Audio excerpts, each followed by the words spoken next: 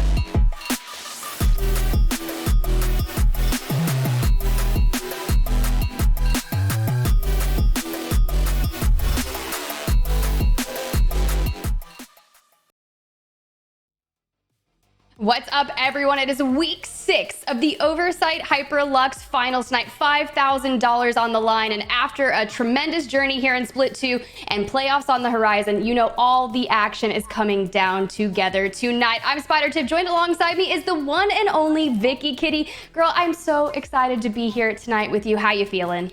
I'm feeling great, and I'm excited to see how week 6 is going to go down, especially since we've had a different winner throughout the last 5 weeks. Who's going to be able to take it today so that we can see the action go down in playoffs? I know, and we've definitely seen some new teams come through the qualifiers, a couple roster shifts, and then OLN coming out on top in yesterday's qualifiers. Quite interesting for sure. But let's go ahead and take a look at the teams that will be competing tonight. 20 teams, $5,000 on the line, with first place taking home $2,300. We got 100 Thieves, BR Demons, and Dark Zero Esports, of course, but Furia came out on top last week in the finals. Any teams catching your eye?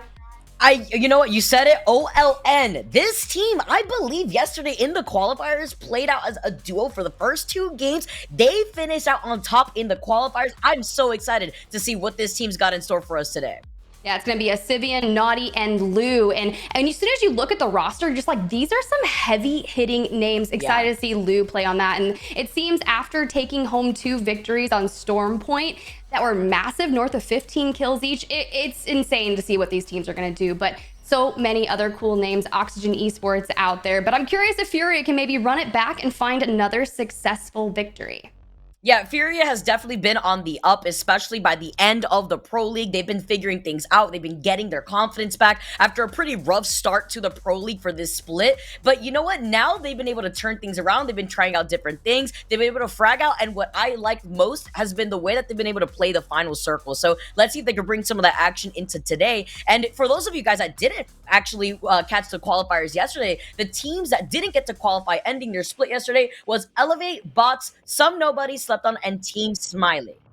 Yeah, Team Smiley indeed. And also the Guard did not make a qualifying position. They missed it by 1 spot. I was really excited to see them here in the finals tonight, but unfortunately will not make it. But another team that a lot of us have been keeping our eyes in, not only in Oversight, but also in the ALGS Pro League, it's going to be MPS. So let's take a quick overview of the MPS team. We have some beautiful stats. That roster is Madness, Pow Pow, and Shubi, the RE45 legend.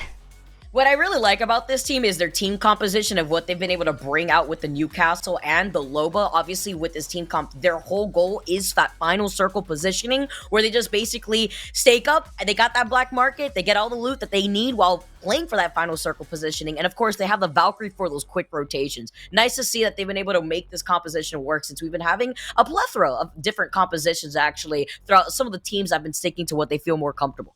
Yeah, it's really fun. Last week, we even saw TSM kind of break out the caustic Mad Maggie on World's Edge. So a lot of teams trial and erring. But Shubi making that move over to Valkyrie ever since he started playing on MPS. It's been really fun, right? Opening fragger. She's really good on her own and can just frag out. And that's what Shubi does. We see Shubi clutch up more often than not. And I'm really excited to see him in some enticing situations here tonight. But if you're just new to the Oversight, I mean, come on, we're in Split 2. It's week 6 finals right before the playoffs. So you know the format, right? We're going to have 6 games tonight. We're going to be kicking it off on Storm Point, so we'll head over to the World's Edge at the end of it, but pretty typical here, Vicky. Yeah, that is the nice little swap up. Of course, throughout the last few weeks, we've been starting things off on World's Edge and then eventually making the swap over to Storm Point, which is always so important to look at here because a lot of these teams do feel way more comfortable on their comfort zone of World's Edge since that's the map that they've been playing on the longest, and some other teams find way more success with their current compositions on Storm Point. So what is that going to bring to the table for some of these teams that are going to be starting off their day here on Storm Point? That's a good question, especially with OLN having such a strong Storm Point yesterday in the qualifiers. I'd imagine that if they're much more comfortable on that map, we could see some massive games from them here at the start of the day, and then maybe have to pick it up on the back end, because I believe in the qualifiers yesterday, the World's Edge had different variants of winners, and of course, they didn't get to face the teams that competed and got top 10 in the finals from last week, so the teams like TSM, and then even NRG, they were moving last week, if I'm not mistaken, so they didn't compete, and they're back in action tonight. Yeah, there's a lot of standout players to look out for. One player that I have to talk about out here, we got to talk about Zach and Resulto. Two players actually Ooh. here, of course, if I can count out here. Resulto and Zach, both individually with their ability to actually pop off, is always so nice to see. As we take a look at Zach first, 29 kills in total. That's 15k damage throughout the course of these past 6 weeks, and it's always nice to see players like Zach really pop off. Yeah, definitely a really great IGL. Previously with Cloud9, unfortunately, kind of looking for a new team. It is a free agent highlight. So any teams out there looking for an absolute menace IGL, hey, hit him up. Definitely a demon. Yeah, Zach is absolutely insane. And I mentioned Resulter earlier. That's going to be another player that we got to keep our eyes on, because this player, that controller demon out here, previously part of G2, now being able to pop off with 27 kills over the course of 48 games played, 17,000 kills. And one of the players that has been bringing the Bangalore out. Yeah, and I really love Bangalore, right? We've seen a lot more Bangalores here in ALGS Split 1, here in Oversight, and just the utilization of that character and pairing it with Resulta. It's been really beautiful to see. Yeah, it's nice to see how these individual players have their own pop-off moments, but which of these players are going to stand out on top for this final week finals before the playoffs? Because this is where you get to really start accelerating yourself, feeling yourself a little bit before the big playoffs happens next week. So I'm excited to see how today is going to go down.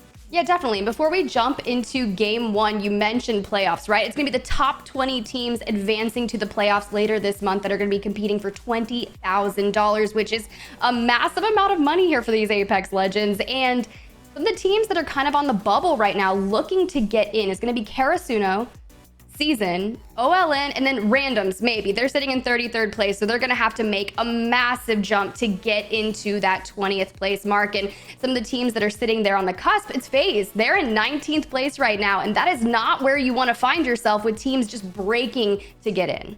Yeah, to be in a position like FaZe, it's always so scary. FaZe and Amos is currently 17th right now, and they're not playing today. And since they are in the bottom 10 for Split 2, there's an opportunity for other teams to try to claim their spot instead, so that way they can have the opportunity to play in playoffs.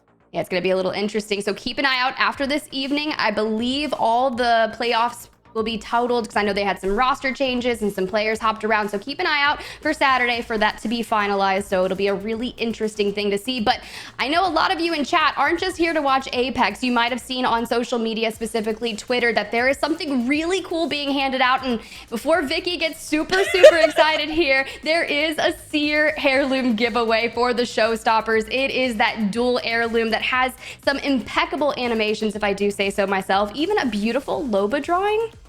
I love it. And you know what I also really like? I really like the gold skin too. That's part of the event that's going on right now. So if you want to pair that up with your Seer heirloom, make sure to join in on that giveaway, because you may see me in the chat trying to join in too. I mean, come on, that heirloom looks fantastic. I honestly wouldn't be surprised. I immediately purchased it. I'm not gonna lie, Vicky. I have it. I've been playing Seer, and it's not a pretty sight because I actually never play Seer. I'm usually kind of like a one-trick Wraith or a Watson, just throwing down my fences everywhere. But I've been attempting to cancel as many reses as humanly possible and just running around with my heirloom.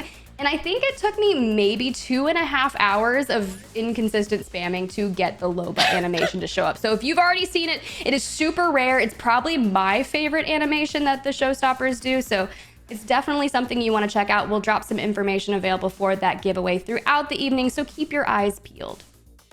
You know, Tiff, you said that you went to the eye doctor earlier. Well, with you playing Seer, I don't think you need to see much after that, all right? Your heartbeat sensor does it all for you. But, that's also kind of goes down to what we were talking about earlier when it comes to the different team compositions that we've been seeing some of these teams roll out. We've been seeing a lot of Bangalore and Bloodhound. The Seer has kind of been an option that some teams have either stuck with or have opted to change out with a different feel to the team comps. The one legend that we have been seeing as the mainstay pawn for a lot of these other teams has been the Valkyrie. Having those rotations have been very important, but we also have been seeing other teams try to opt for a different type of style without the Valkyrie. So Valkyrie-less compositions have also been in the Pro League teams, in the Oversight tournaments, and with so many changes kind of bringing about from the latest patch, I'm wondering, what is this going to mean for some of the legends that we're going to be exposed to today? It's going to be really interesting. While we wait for that first game, let's go ahead and dive into a little bit more of what we saw in that recent recent patch, because I think that's a really good point. One of my notable changes that I immediately thought of you, Vicky, when I saw the patch was the Prowler buff from 14 to 15 damage. And the fact is, I kind of need that moment where we were on broadcast for ALGS and you were telling me just how that Prowler works. I feel like I need that. And everyone in chat wants to hear it as well. The 5-round burst of prah, prah, prah. You know how it goes. Sometimes you get beamed by it too, but at the same time, there have been other patch note changes that were unexpected, that a lot of players weren't really happy about. Other players that were very thrilled to see, of course, with those Horizon indirect nerfs that were going down there, with the gravity lift and the recoil just not really being the same as it used to be. But with other cool new costumes that we've been seeing, new skins, the G7 Scout, one of my favorite guns, is now in the crafter. The car is also in the crafter. The car being one of those guns that has been that debatable weapon where I've talked to Fallon about, where if there's an R9 or a car on the floor, I'm picking that car up real quick. I mean, you never know if you find an extended purple light mag first or the purple extended heavy mag. It doesn't matter. You get to rock that. It has more bullets in the magazine tier too. Even just vanilla between the R9. So like the car also being able to enter the crafter is going to allow some teams to actually rely on utilizing the crafter more than other squads that take their time to rotate, like to play edge more so than anything. We see some squads take their time and just use the crafter to boost up their evil shields instead of engaging immediately in fights. We've actually been seeing Furia take their time now to rotate into the circle so that way they can start engaging in edge circle fights. And I think that's going to be important to look at with these weapons now entering the crafter. That also means the PK and the Spitfire return to the floor. Yeah, that's actually really interesting because I've seen a lot more people utilizing the Spitfire in competition. And I feel like, yeah, you've got 50 rounds in that purple mag for the Spitfire, but you're basically just shooting marshmallows at a high speed that just never ends up. Like a little bit lower damage, but it just feels like it never ends. It just keeps going. And just when you think they're out of ammo, no, there's still 25 bullets left in that mag. It's kind of insane, but you mentioned it, the PK. Now, sure, that has been a journey, right? Maybe you're contesting a team, you know exactly where the guns spawn on that POI that you're contesting. You run through, you grab your loot, you pick up an R9 PK. You're gonna have the advantage right there on that contest, and it's gonna make for an interesting fight, for you at least, not for the other team. They're gonna be crying at that point. It's gonna be rather horrible for them. And, you know, a lot of these players could also get their nice warm-up in with the latest patch that just released, which means Control is back into the playlist. And that's one of my favorite game modes that I get to play on Apex Legends. And it also is great at warming me up for more ranked heavy games that I'm going to be playing in later in my session. So that's also been something nice and interesting to see in the Apex Legends update that just came out this past week. But going back to the competition that we have at hand here with the different weapon changes between the Crafter, the changes with even the Prowler getting buffed, the G7 getting actually nerfed slightly now that you could get it out of the replicator. It's that 2 damage that they've reduced it with, going from 34 to 32. These little changes though do make a big deal in the overall outcome for how the weapon loadout some of these players want to go for and how they're going to be playing around the Crafter. Yeah, I definitely think it's going to impact the kit that these players do elect to choose. I think we'll see a lot of Prowlers in the mix tonight. And I thought it was really interesting because I always browse the Reddit. And at one point they were like, why the Prowler? Why the Prowler? No one uses the Prowler. I'm sorry. Everyone is using the Prowler now that it's got a buff. You're looking at Big E, Verholst, pretty much always has a Prowler in his hand. And I know for a fact that his Watson will probably be utilizing one tonight, especially the thing is, paired with the Bangalore, give it a digi threat, and then just wreak havoc in the smokes. It's going to be the most menacing thing that you could go up to in a, 3v3 fight. I'm so glad you bring that up too, especially with the digi threat being something that if you have a Bangalore Bloodhound composition running in your team, you want to be able to have that digi threat to look through your friendly Bangalore smokes or even the enemy Bangalore, so obviously here. But, also looking at what's in the replicator today as well, we got the 4x8 sniper scope. If you are a charge rifle aficionado, I know Tiff is, the extended sniper mag that you can put onto your Sentinel, which also got buffed. I believe it takes, 1 shield cell now to get the Sentinel charged up now, as well as the weekly rotation that has still stayed the same. It is Friday, so it's going to be the purple back and the purple helmet still. I love that you mentioned the Sentinel here because I don't know if you've noticed, if you get a gold shield, and you have a Sentinel, you can essentially charge it for free. And now I'm not just dropping information that no one's aware of. It's been posted on the timeline. I've seen some people talk about it, so I'm not the only one just dropping knowledge. But if you get a gold shield, of course, you'll probably see someone with a Sentinel, and they're just going to be charging it for free all day. But with the sniper in the replicator, we know for a fact that a lot of charge rifle enjoyers are going to be out there. But enough talk, because it is time, guys. We got 6 games on the line tonight, $5,000 ready to be handed out to some amazing players, and we have game number 1 on the way. We're jumping into Storm Point. I'm so excited here, Tiff, especially seeing that we are starting off on Storm Point like we did for the qualifiers, but the first time that we get to start off on Storm Point in a finals here for the Oversight Hyperlux tournament, and it being the finals before the playoffs is always something that I enjoy to see, and I also enjoy seeing these northwestern circles that we have in our hands, something that I actually feel like is pretty common, but looking at this circle, you could expect a beacon between Stormcatcher Cascade Falls and the beacon by Checkpoint to get contested very quickly when it comes to the squads that like to go for those quick rotates. Look, I don't know if you remember this, but you remember that really preferential interview that we had with Sweet himself from NRG. So now the moment I'm on Storm Point, I'm immediately looking for a beacon on Checkpoint and just trying to make sure that everything's kosher in that line of realm. But as that ring is going to pull towards that northwestern side, a lot of rotations on that heavy favored drop spot POIs for those teams, they're going to be chilling. They're going to be vibing. They're going to have the upper hand. They won't have to go too far. Love it. Love to see it here. Gonna be able to see the POIs for some of these squads already off the rip. Of course, we got Energy always landing in Checkpoint, and they have the beacon this time. So Sweet isn't going to be crying this time around. We get to tune into Exit that's actually looting Cascade Falls right now. But I love how you bring that up, because even from that interview that we had with Sweet, like you mentioned, he was talking about it. Oh, we actually got a 50-50 already right here. Optic Gaming trying to engage with Dark Zero. Look, I wasn't lying. When you land, you can know exactly where the weapons are. You're going to pick up typically a shotgun. I mean, you see already, you saw a PK in hand, R301, the Seer Tac coming out, trying to find some information. And typically, if you can land in the middle and open those bins, you know you're guaranteed some decent shields. But Dark Zero landing on 2 whites and a blue, but they've already got a crack.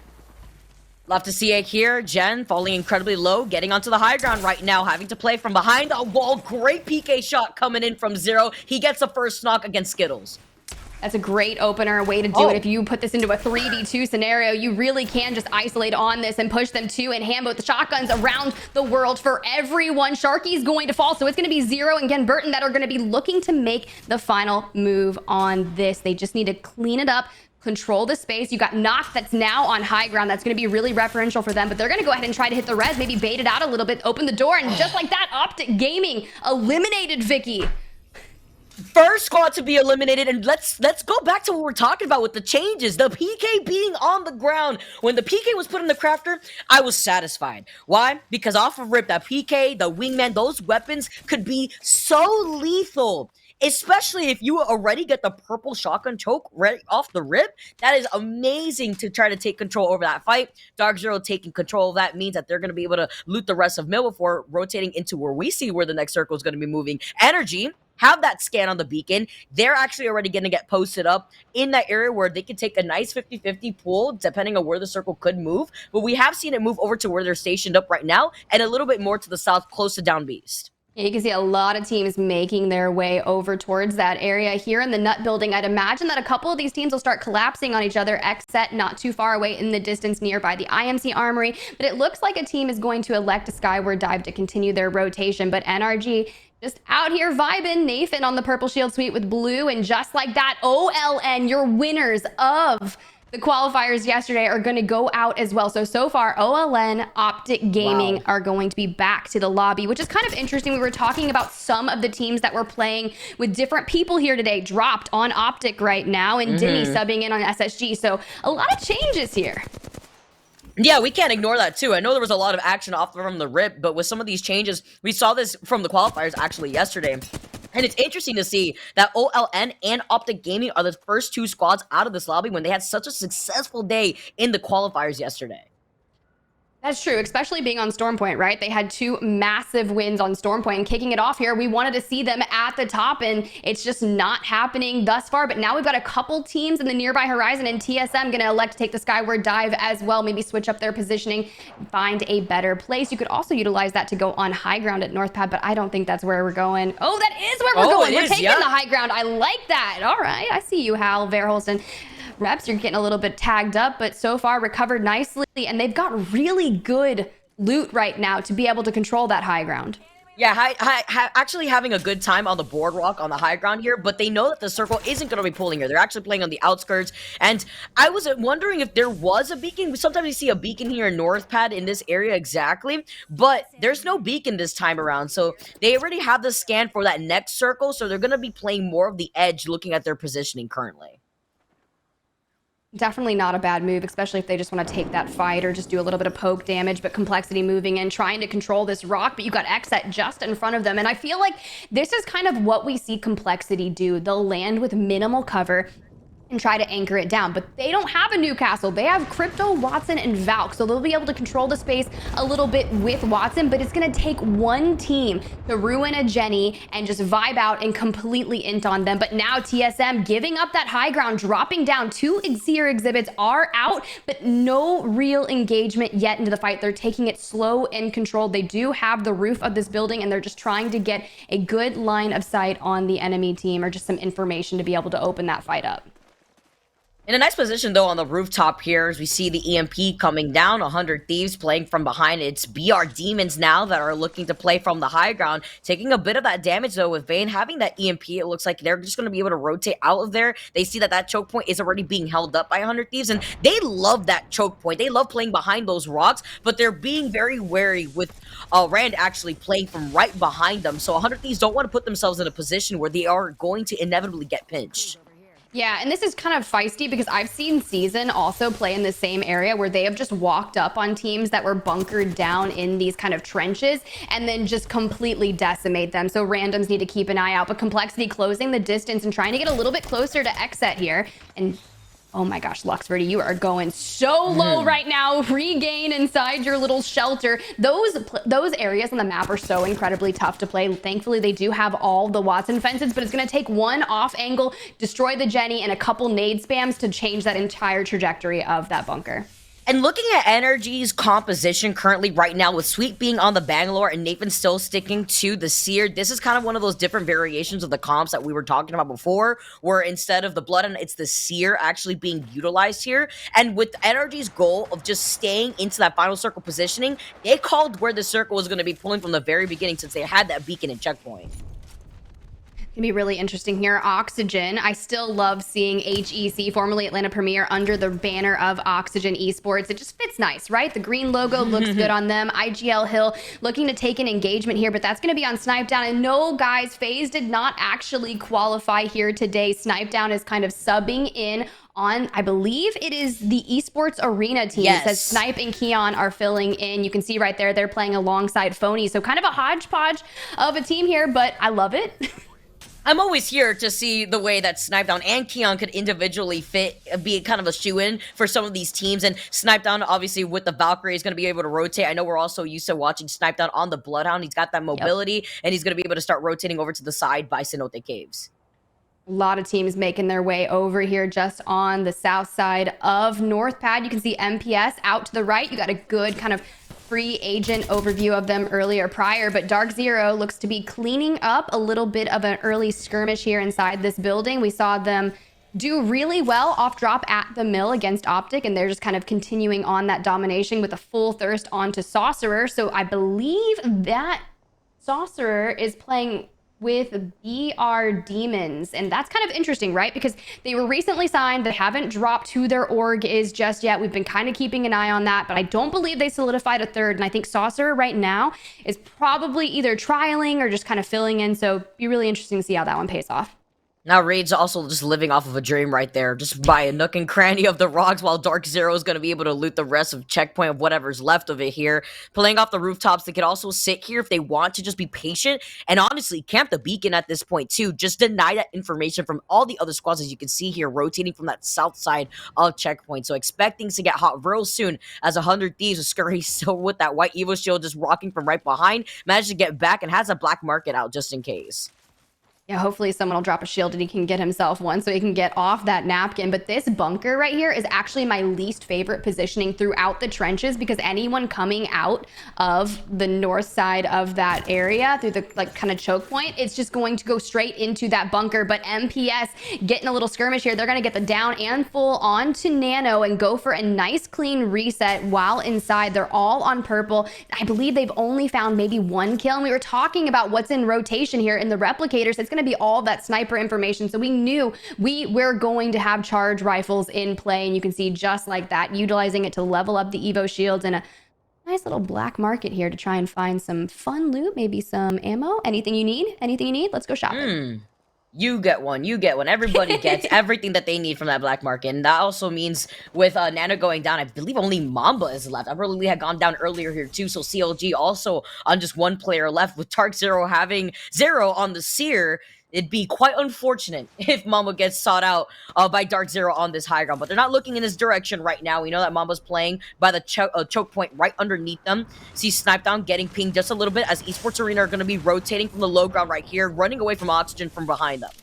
This is really tough. Enemy was able to grab an opening down onto Phony, but there's a multitude of teams here, and you can just see as they were running, you know, Snipe Down, ESA, they were getting poked and prodded from the buildings to the left of them, so Oxygen really needs to keep an eye on those houses as well. But just trying to go ahead and maybe get a thirst right there, but don't want to overextend into the open for too long. You can see right there that double time passive kicking in, and now they're just setting their eyes on the team inside the building.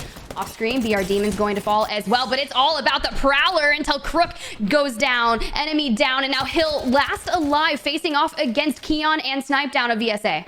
Yeah, you try to slide through with little to no cover other than the staircase right in front of you. And even with that Prowler, it's not going to do much for you when you have 2 players looking at you. Even though Esports Arena did lose out on Phony, they're going to be playing off the outskirts of this building currently, holding the door before it gets broken down eventually. Snipe Down is going to take the rooftop, puts him into the line of sight of Keon. That was a great play, actually, between Snipe Down and Keon. Great communication, but they're still trying to play patiently. They get the knock, but you're going to try to break the door and you take too much damage out of it. A black hole coming out. Keon trying to throw some nades on the inside. This is going to be Space Station. They were able to get the finishing kill onto Oxygen, and now they've set their sights to ESA. Snipe Down on the roof, trying to get a nice little reset. And I feel as if Keon and Snipe Down need to stick together and kind of basically death ball Space Station at this point. Snipe Down does take a lot of damage, but able to get a beautiful knock onto Dimmy. And now Keon going to have to clutch this up for the team, and he does, just like that. Space Station eliminated. He one-clipped him there too. Snipe Down did specifically in that 1v1, so that was fantastic just to get the finishing blow from Keon to clean up things in that fight. LG also in a bit of a skirmish here too. Niesel with the Beast of the Hunt activated, playing from right behind that knockdown shield. There's a squad right behind him after he just gets that knock onto Rambo. Yeah, we say knock onto Rambo. We knew the guard wasn't playing tonight, so the question is, who's Rambo subbing in for? But Niesel pushing in, trying to clean it all up, using that heirloom to melee it out. He's going to be able to do just that. And like that, Sentinels also eliminated, down to 13 squads here in map number 1. But it's not over, because NRG coming in for a well-timed third party. And just like that, by Luminosity. Chef's kiss there for NRG to place themselves perfectly in that fight. They were situated in that final circle for a really long time to avoid getting pinched by a lot of these other squads here, as randoms also get pinged. They got the purple knockdown shield, but it's not going to be enough for him to get that res. They poke him from the side of the knockdown, and now 100 Thieves are looking to get some extra KP. Only up to Anmu, and he's only got the white Evo shield. He's able to clutch it out. Randoms eliminated as well. This is an absolute chaotic first map of the day. So many mid-game fights. Now, Anmu, will he be able to get the reset? But just like that, Seer coming in, denying that res, and it's going to be of Dark Zero. They didn't even have time to heal, so they're going to lose out on a member. Crypto already has the shield cracks, and you know how Dark Zero can be when they smell blood in the water. They want to get in on the action. It's going to be dangerous for 100 Thieves. What a great rotation for Dark Zero to take their time to rotate through checkpoint, to still have that beacon right there, deny that information from other squads coming in from the southern part of the map, and then to find their timing to third party a lot of the fights that are happening right now. We basically went down from 18 squads left to 10 squads left in an instant with this second circle that just closed.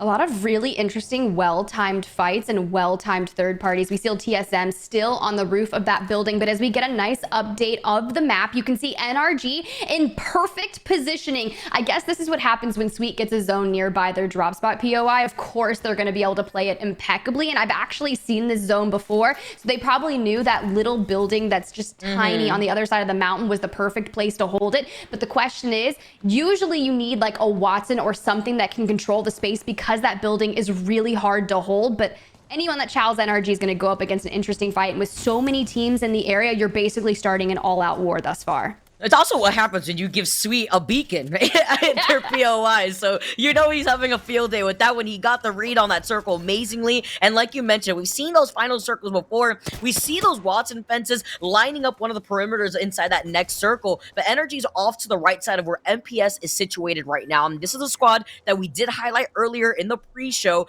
They're still rocking the same type of composition that we were also talking about between the Newcastle Loba and the Valkyrie. Wonder what their next move is going to be, as currently you see ESA now getting engaged. Currently, Oxy Ares falls a little low, and ESA are going to be able to take the rooftop. Keon getting a little mixy there in the Horizons grav lift. I know we had a lot of conversations specifically about that. Was that a nerf? Was that supposed to happen? I saw some tweets go out today, and it's potentially getting reverted, so I'm keeping my eyes out on that. It might have already actually been rolled out. I haven't gotten a chance to play Apex and verify for myself today, so I'll leave it to the players. But as you can see, Furia right there undergoing. There's a Rolling Thunder out and about, and we were talking about the Prowler in the hands of his Watson Vicky, and we knew it was going to be coupled with a Digi threat. Look at this now. You see Furia going in from right underneath, playing from the Bangalore smokes. His Watson already has that red Evo, but he gets pinged by Asir right behind him too. This is where the chaos is going to go down, to see where they're going to be able to rotate into this next circle, because so many squads have an opportunity to position themselves to pinch them. A lot of different interesting teams here. We've had a lot of people subbing in. It looks like Furia is going to be Messiah and Capra playing, so that's kind of interesting. Looking down, essentially sharing the trenches with Dark Zero and Season. That is literally one knock away from an all-out brawl inside those trenches, and TSM is just waiting for something to happen. They were like, if there's a fight, we're going to well-time that third party, and we are just going to jump into that. And now it's basically just a bunch of scans and seer attacks going out, and it's, you know, I don't know, a little standoff here. Always love to see the calm before the storm. Furia taking their time. Dark Zero gonna hang out here in the pinch, basically after they booted 100 Thieves out, took them out of the lobby. 9 squads left, and they're gonna make their next move immediately, wrapping behind another squad. You see the Watson Jenny right in front of them. As Watson takes a bunch of shots here, he manages to ping another player on the other side, but Messiah needs to heal with the shield map before they engage. This is going to be one of the hardest rotations for them, because they have TSM on height behind them that they're going to need to be hyper aware of. So the moment you come out of these trenches to take, you have to essentially fight forward. But with Season and TSM lying in wait, it's going to be incredibly challenging. And going up against Dark Zero is no easy feat by itself. And when you think about all the fraggers that are nearby, they have their work cut out for them. Love the change up in the roster that we've seen tonight. Here comes Capra with the alley-oop on top of the Horizon gravity lift. He tosses out the black hole, but at the same time, Messiah goes down. We're going to do a listen-in with ESA to see how they're going to approach this next circle. Keep hovering. Keep hovering. Play here, play here, play here. Slide back here. Slide back here.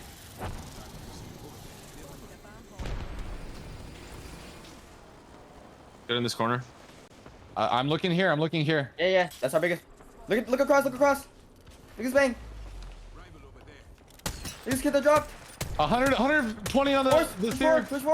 I don't have nades. Clear space. Crash on the back. Come to me. We're good on the right here, I think, as well. We're good here. No, they're not. Wait, watch this. Yes. LOS that. I don't see anyone down there. Okay. I don't know either. I was just saying because of fences. We need to cut back. Somehow. Look at this kid right here. Look at this kid. Shooting him. Hit 64. I'm making sure I'm not going to get beamed here. I'm ulting here. Just a fucking cover space. I don't want this team to push up on us. They're trying to walk up. I'm walking back. Break this drone. Nice. Yep. Check for nades. I come this way, Nice. come this way, come this way, come this way. Yep. Get up, Thank you. get up here, get up here. Follow me, follow me, follow me. Get up here, get up Is here. there no one on the rock? No. They jumped in here, they jumped in here. Just right behind I'm him, right getting behind him and multi, push them. I might go down here. Yeah, You're good, you're I good. got fried as well. I'm good, I'm good, You're I'm good, you're good. good, you're good. I use my Q. You're good, you're good, you're good. I'm healing. Hey, snipe. Drop gold helm when you can. Yeah, I will. Shoot this. Shoot. Flanking, I'm back. No. I didn't hear them pushing on the I right. didn't hear them either. And that is it for ESA. Dark Zero on another level. The way that they're playing the edge of the circle and their rotation and the timing for a lot of these fights have been impeccable. See Complexity on the other side of these Watson fences currently right now. NRG still hanging on to Godspot. Each of these teams now in this final circle basically holding each end of where the circle is going to be pulling. Very interesting. I'm excited to see kind of who's going to force this out because right now Complexity stuck in the middle of them, but Sweet has a Kraber in hand. If he can get a grab and knock, he's going to be able to deal 189 damage right there. Now you can see Complexity is just like, do not peek. NRG has a Kraber. Well, I don't know if they know it's NRG. They could probably have a good guess of who's left in the lobby because these teammates are hyper aware of how these things play out. But you mentioned it, Dark Zero just having such a strong performance here, and you can see they are working their way towards that next zone. Sweet trying to use the car at that mid to long range distance and only has one arc star left, does have a thermite, so not necessarily as many nades as I would like to see here for endgame, but it's so hard to be able to reserve those, especially in an endgame like this. I love the utilization of the Rolling Thunder and being patient to wait out for it too. Nice.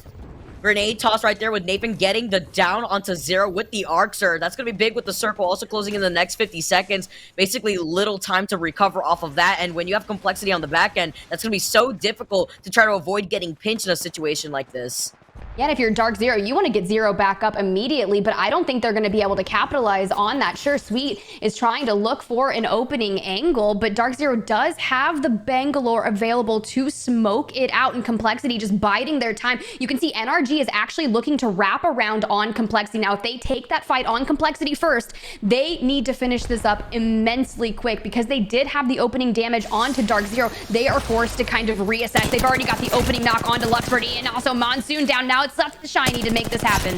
Dark Zero, NRG, they're going to be able to get the trades back to back as NRG get taken out after they were holding on to that spot for so long. Even with the Kraber and Sweet 10, it's not enough. Now you got Dark Zero versus Complexity, and Dark Zero have the man advantage. They had the momentum rolling throughout the entire first game, and they take the first game on Storm Point. I'm pretty sure they were just waiting for Zero to pop that med kit and then just completely int behind NRG. But I feel like the push that NRG made essentially was them playing for second if they didn't complete that fight fast enough, right? You have to make that decision. You have 3 teams left. How do you force 2 teams to fight? Or do you just int on one and play for second? Because you guys know the placement points are only 12 versus 9 between first and second place. If you can get enough KP, it might be better just to go out in second place. But regardless, a beautifully played game there by Dark Zero coming out on top here in map 1. Yeah, even from the very rip, having that 50-50 that they took in the mill against Optic Gaming, winning that, then rotating the checkpoint immediately afterwards, gatekeeping a lot of the squads trying to get to that beacon right there, and then getting as much RP on the way to that final circle was a fantastic game played. I can't wait to see all the KP that they were able to finish up with for that first game right there. Even over here, when Dark Zero made the rotation and beat out 100 Thieves, that's a choke point that we were talking about before that 100 Thieves really does like to hold. Yeah, it was just a real big journey there for ESA. We just saw a couple of highlights throughout the game for them. They lost out on Phony, were able to get the res off back to them, and you could hear Phony just IGLing throughout the trenches. They were actually in the thick of it trying to make these plays, just surrounded by so many teams. Coming down to the final 3, Complexity, Dark Zero, NRG, and then NRG setting their sights straight onto Complexity, grabbing 2 eliminations, or not even, they weren't able to get the eliminations before they got out. They actually were cut short from Dark Zero, and Shiny was left standing. Yeah, what was so unfortunate right there, too, the reason why they were cut off, too, was the fact that there was little to no cover between where they were forced to rotate out of their held spot, the little dome-shaped building that's open on each corner, into where the circle was pulling towards. There was the rocks in front of them, but they had no cover to get to that rock, minus the Bangalore smokes. I have no idea when NRG picked up 8 eliminations. It could have been when they fought OLN early on, but that is a brilliant job for them because I was so worried about them going to zone early and kind of just biding their time in that building. But they were able to catch a lot of those teams that were rotating throughout. But can we talk about Dark Zero? We mentioned it. We were like, bro, they were on an absolute tear from the moment they dropped into Storm Point. 19 eliminations for a total of 31 points. That is a great game. That is a phenomenal game through and through. Usually when we're talking great games, we're talking 20 to 25 total points. 31 points. Wow, what a way to drop that big banger. 19 kills. I always love to see double-digit KP with the dub on top of it because you already know you're building up that gap. But they hit 19 KP with the dub on top of that. So with those 30-plus points already that Dark Zero's sitting in, that's already a huge lead for Dark Zero to work with after that first game. And for the teams that went out early, such as Optic Gaming, OLN, will have to wait to game number 2 on Storm Point. But before that, hey, we're going to cut to a quick break. So go grab some water because it's going to get sweaty in here. Let me tell you, these teams are frying. Just biding their time. You can see NRG is actually looking to wrap around on Complexity. Now, if they take that fight on Complexity first, they need to finish this up immensely quick because they did have the opening damage onto Dark Zero. They are forced to kind of reassess. They've already got the opening knock onto Luxford and also Monsoon down. Now it's left to Shiny to make this happen. Dark Zero, NRG, they're going to be able to get the trades back-to-back. NRG get taken out after they were holding on to that spot for so long. Even with the Kraber P10, it's not enough. Now you get Dark Zero versus Complexity, and Dark Zero have the man advantage. They had the momentum rolling throughout the entire first game, and they take the first game on Storm Point. I'm pretty sure...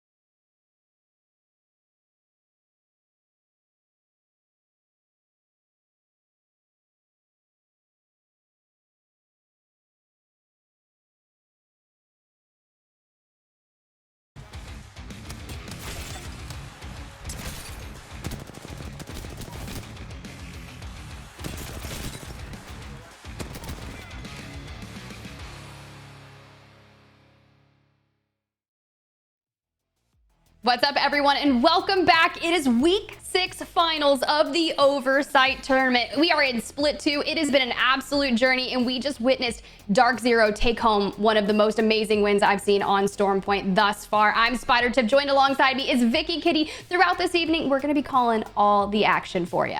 Yeah, if you guys didn't catch the replays, the cameras, sometimes they catch us off guard. We don't even know when they're recording, but you can see in our face the way that final fight played out. NRG were in a pretty difficult predicament. Do you hold on to the Rolling Thunder for the very last minute? The final circle was closing. Do you use a smoke grenade as a last Hail Mary to close in the gap between where the circle was pulling behind your backs to the rock that was in front of you that was already getting contested by Complexity?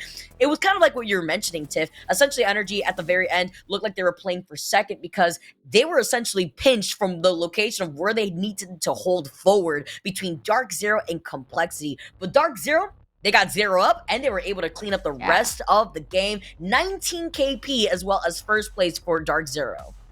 Yeah, it would have been really interesting because you know that Sweet was able to get a really nice knock onto Zero with the Arc Star. Could he have coupled that and really pushed into Complexity immediately and found success there and eventually turned their tides, not taking a little bit of damage or getting shield stops quickly before going towards Dark Zero?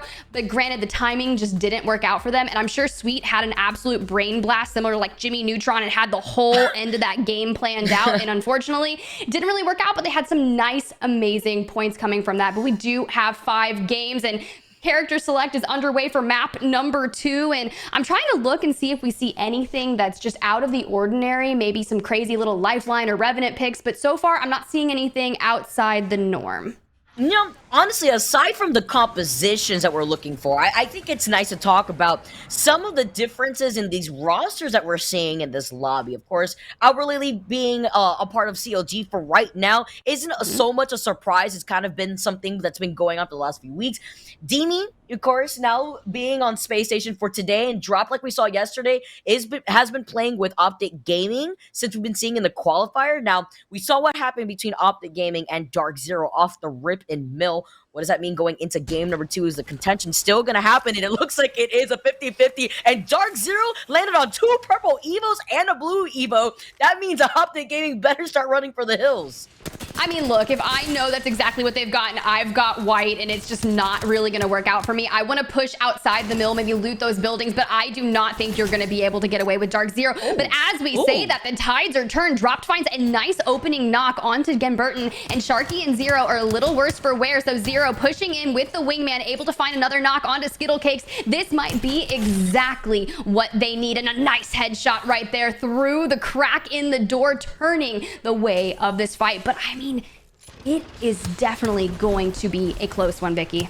Oh, the 1v1 as he plays behind the knockdown shield. The high ground gets taken with the Valkyrie. Real quick, you gotta block out that shield. Zero's just looking to reset. They're desperately just trying to get whatever KP they can, baiting things out with the res at the same time. But it's the Seer that you're playing against. Zero falls incredibly low, but he's only got the Sentinel and the Wingman to work with. I believe another team just entered the mix here, so this is going to make things rather unfortunate for Zero, looking to get those banners as quickly as humanly possible. And Skittle Cakes just a little bit left on the health, not able to get the med kit, and just 2 Mozambiques in the hand. Mozambique here, and Mozambiques we trust. Sometimes, I was gonna say the Mozambique sometimes is all you need out here, but Noct was able to get a bit of a reset. He's got the purple evil that he's been able to build into currently right now. He's got the Volt and the Wingman, which is a better weapon load, at least when it comes to the consistency versus what Zero's working with. The bait off of the res real quick, playing up the corners. He gets the crack first, and so the trade happens between Noct and Zero.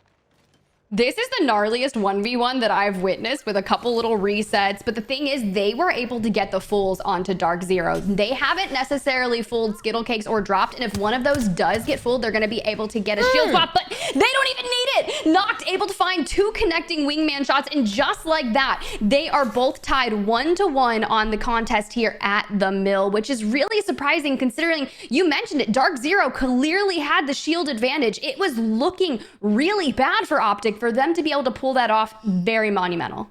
Yeah, Optic did build up into their Evo shields real quick off that fight, but like we saw, the trades was insane. That 1v1 lasted for quite some time. Nobody came into third party just yet. It looks like currently, Down Beast is still getting looted up right now. Optic Gaming gets to go for a reset. They'll also have a good amount of meds to work with after picking up the Evil Shields off of Dark Zero's boxes. But with Dark Zero being the first squad to take a game in Storm Point after game 1, and now the first squad to go out in game 2, this is going to be a nice little mix-up here for the circle that we're going to be seeing, pulling all the way to the southeast.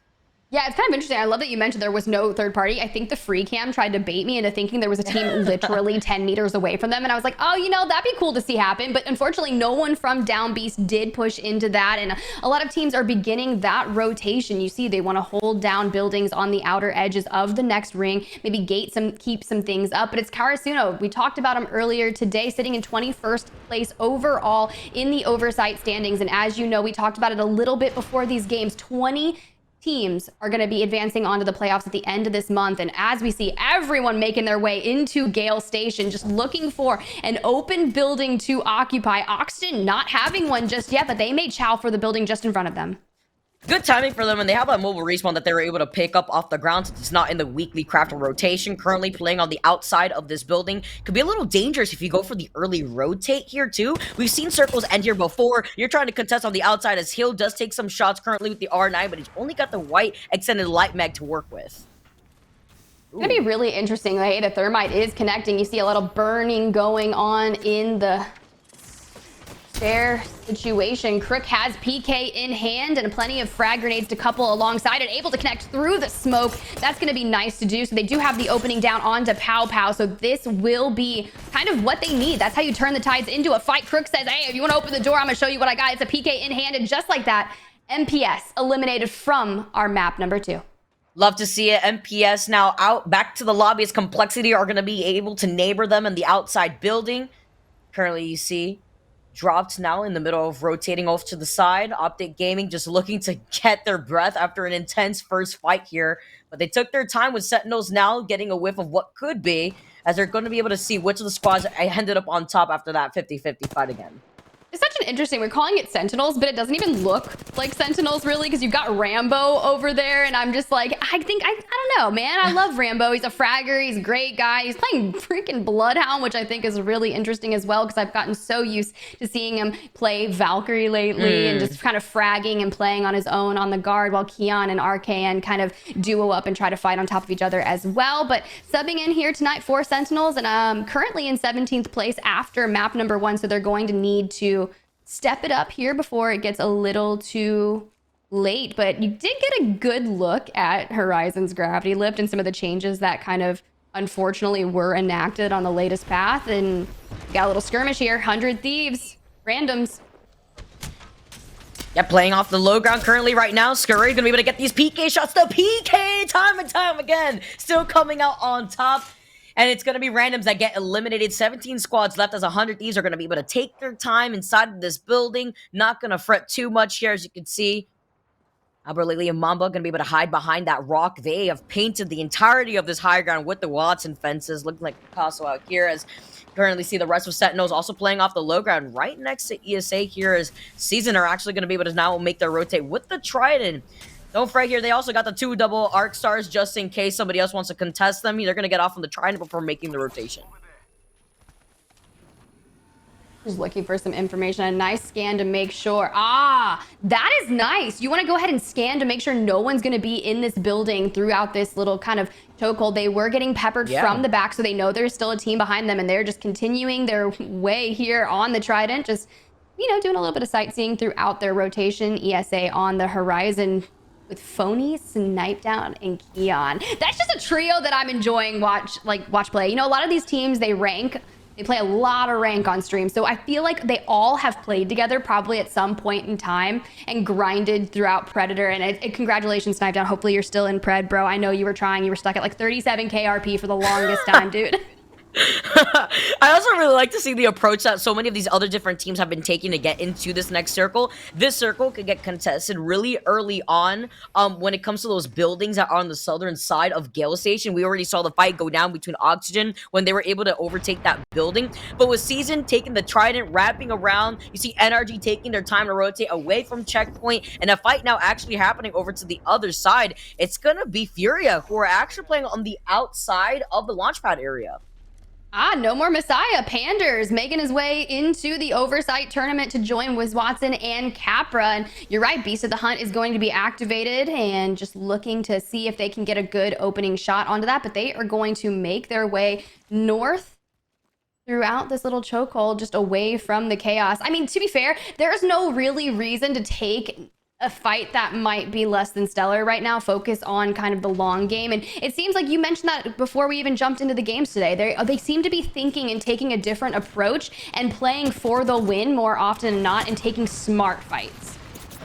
And you love to see here too, that's that character arc that we need to see, the adaptation from Furia. Even though they are playing by the edge, this is that aggressive approach that Furia does like to take, but this is warranted here. You can see that they've been able to attack on some damage, but they haven't been able to secure that KP. But it's a fight against TSM, with Reps taking the high ground real quick and Panders falling down below. He doesn't want to take that zip line right in front of their face, other than just trying to juke them out just a little bit. It is a bloodhound, and he does have the Beast of a Hunt that he can activate if he needs. The playing from right underneath them could be a little scary with the Seer ult still activated.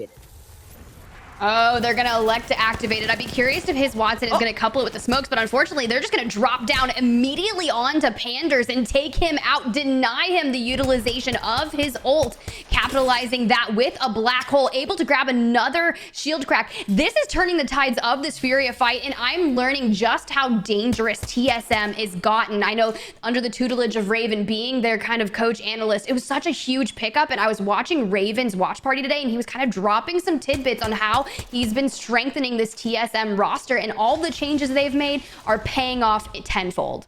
And their decision making is also so interesting to see in a very good way. I just think it's so funny. Panders comes back in for Furia. He pops a Beast of the Hunt. He's feeling himself, and then immediately not only gets meleeed, but then cut off from using Beast of the Hunt. I'd be fuming right now. I know Panders feeling type of way. TSM are going to be able to clean up Capra as well. That's just going to leave his Watson left for Furia as he runs for the hills. 100 Thieves are also looking to reset real quick on the outside. Oxygen are still inside this building, but remember what we also mentioned. These are the buildings that are going to get contested here in Guild Station very early on. Everyone's going to want one of these buildings at some point. So Oxygen, we saw them on the outskirts laying siege, and now they are under fire. The same building they had worked so hard to take, and Hill and Enemy both falling incredibly low, but not before they get knocks on Ascuri and Onmu. That means they were just looking for the last member of 100 Thieves, and they are on the prowl. Vaxlon, where you at? You'd love to see Hill pop off here too. We saw Hill pop off on Heck, on Atlanta Premier, now being able to pop off on Oxygen, currently right now cleaning up the last of that player. Now they're going to be able to secure this building while taking some shots at Complexity, who is trying to catch Gent, the last member here over on the other side. They finally claim that last player, and so many other squads are in the middle of rotating here as 100 Thieves make their exit towards the lobby. Yeah, my question still stands. I just realized Vaxlon not playing here tonight is going to be Gent subbing in for 100 Thieves. These are just the rosters that we have this evening are just absolutely impeccable. And you're right, teams rotating left and right, but just like that, Sentinel's going to be rotating back to the lobby. But you can see here ESA trying to gatekeep NRG, and if they can position this right, this could be a really strong play for them. But look at all the teams collapsing on each other in season with only the gravity cannon here to utilize for cover and teams all around. You mentioned it perfectly. So many roster changes tonight, too. Just makes for a very interesting night. Klain gets pinged, having to hide behind the fence line to reset real quick. Oh, but gets pinged on the other side, too. Can't pop the shield bat. Has to actually rotate around out of the line of sight of Octarius, who is now trying to rotate onto the high ground currently right now. BR Demons get eliminated in 15th. We saw earlier, too, Energy with Sweet having the Kraber in his hand once again as they make the rotation into this next circle. Who has control over this dome-shaped building as Klain gets taken down officially. It's Oxygen who are on a terror over on this side of Guild Station. Oh, this is going to be really tough, especially if you're going to be inundated with Arc Stars coming in and a PK through the door. You're going to fall, and it's going to be Reptar last standing. And unfortunately, there is nothing they can do because guess who's back? Oxygen Esports able to get out of their building, and it seems like they have claimed a new home, and it's going to be inside that Pineapple-esque building. A nearby EMP are going to be affecting. That is OLN. Let me just tell you, they are alive. They have made it through that early game now with 12 squads remaining. Let's see what they can do. I know a lot of people were looking forward to watching OLN, especially after their performance in the qualifiers just yesterday where they secured first place, but this is also the team that was the first team, or rather the second team, to go down in game number 1. Gets that little poke with the wingman, tries to bait out another charge rifle shot before backing up just right now. Keon is still alive over by the back end, trying to avoid getting pinched here by NRG, who are looking to gatekeep that team. That's really interesting. ESA is playing incredibly spread out over there. Snipe down Keon and Phony just kind of nestled on the hilltop. It looks like they're actually making their way to rejoin each other. But you're right, NRG, they were being originally gate kept by ESA, but it looks like the tides have turned, and now looking at the positioning, that circle with the dotted line is actually going to be where the ring is pulling next, which is a disgusting pull, as 50% of it is going to be mountaintop. So I don't know if you've got your gear where you can just nestle yourself on that mountain, because there is literally one building that is going to be in play. Gotta Skyrim climb that mountain just like a goat, being on the side of that hill real quick. And you saw Crossino also over on the other side of that building that Oxygen has been neighboring, as Drop takes to the skies with that Valkyrie Skyward Dive. Optic Gaming looking to make their rotation now over to the side, but this means that they're going to be crossing not just TSM, but ESA, where they're getting kept by Energy. Oh, ESA, this is not what you want to have happen, so I hope you are ready. Knock does take significant damage throughout the journey on that Skyward Dive, but they do have a free building here so they can get that reset in. Drop does have the information from the Seer to be able to use those heartbeats to know exactly what is happening. And look who is deciding to get in on this engagement. It's TSM. Let's jump into a listen in and see what they're plotting. Sky on the side. 70 on one. I Sears cracked went the up seer. there. Close here. They're walking up here on the head glitch. Yeah, One okay. guy. Yeah. I'm scanning him. Can we push up and kill him? Yeah, he's I'm shouting that guy. There's one more. He's popping a bat. He got a bat off. I'm one. Jump on Did this you guy. guys Jump on him. There's a PK. Careful. Swap it now. Got it. This other team is looking to gain in space. They're pushing up. They're walking up. I'm batting. One of I the have swaps to is not bat. taken, Jordan. They're gonna. I don't know which one. I'm just batting. They're horizon queuing. Rising in the air. Really bad serial. Break that, please. Get ready, boys. Get ready for them to be up.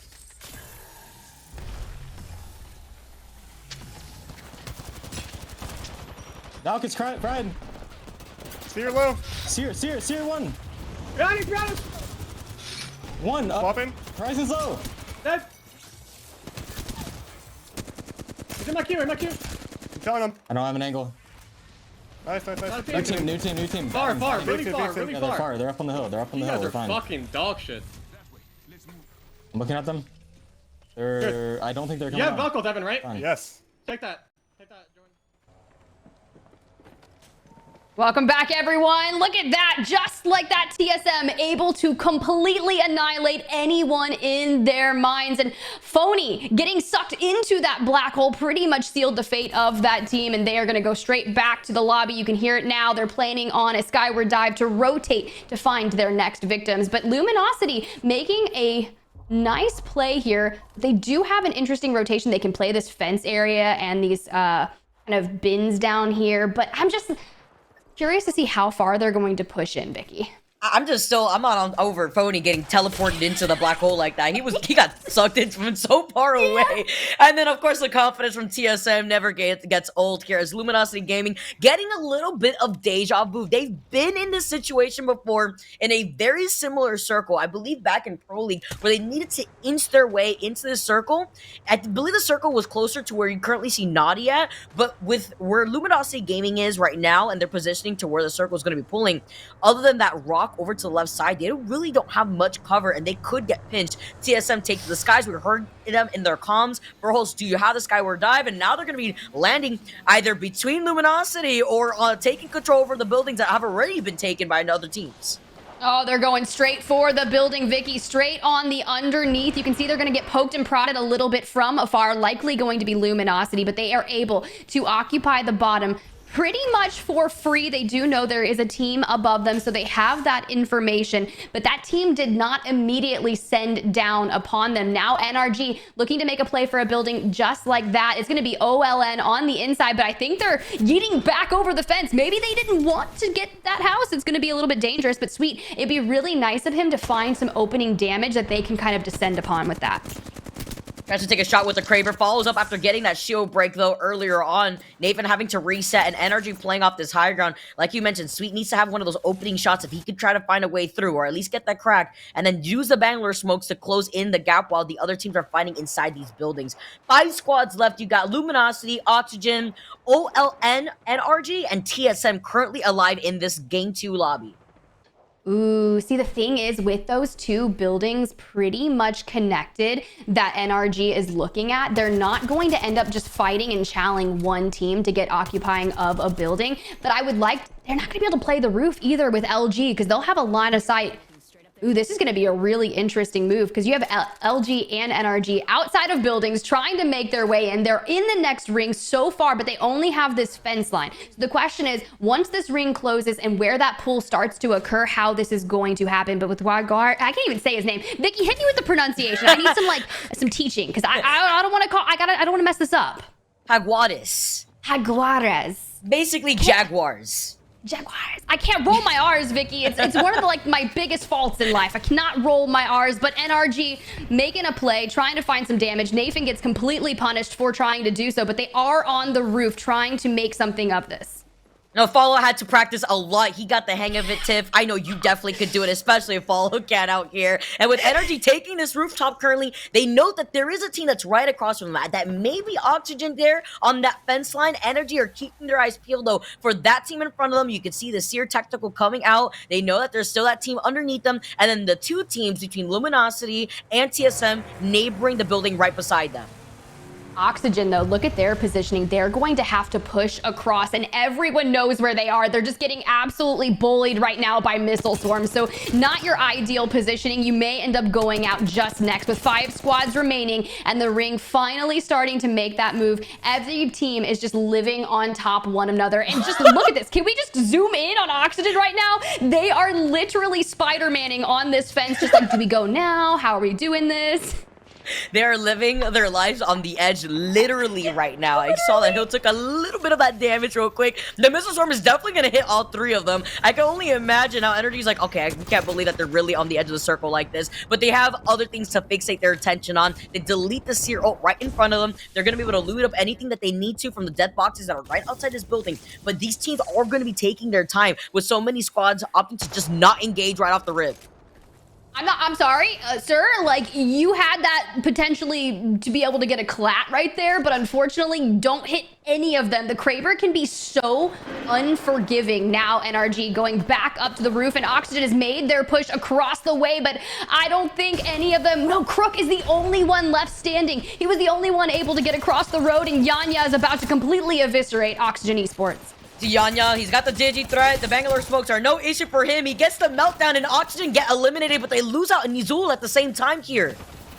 Oh, Yanya looking for a nice reset, but that seer attack coming in is going to be unforgiving. It's TSM finally wanting to give them the revenge that they so well deserved when they were making their rotation in. It was LG that was trying to punish TSM, and then they kind of lived a little bit together. But now TSM finally sending LG back to the lobby. So you're looking at it right now. You have OLN, NRG, and TSM last standing in the lobby, which is really consistent for NRG. Let's talk about that. That's 2 top 3 finishes back-to-back for them thus far. Let's see if they can come out on top.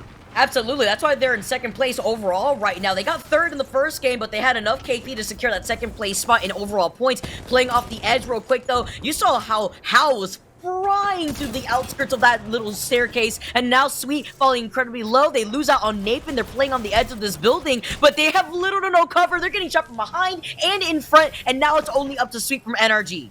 Yo, when Big E gets that opening down, that's going to put NRG in absolute shambles, but it's going to give OLN the right to show up to TSM's front door and say, hey, you know what? We're going to turn the fight to you, because at this point, NRG is of no concern. You can see just what is happening new, looking to get that full onto Nathan, maybe grab a shield swap. They are still on the rooftop, so they're going to have to drop down and face TSM.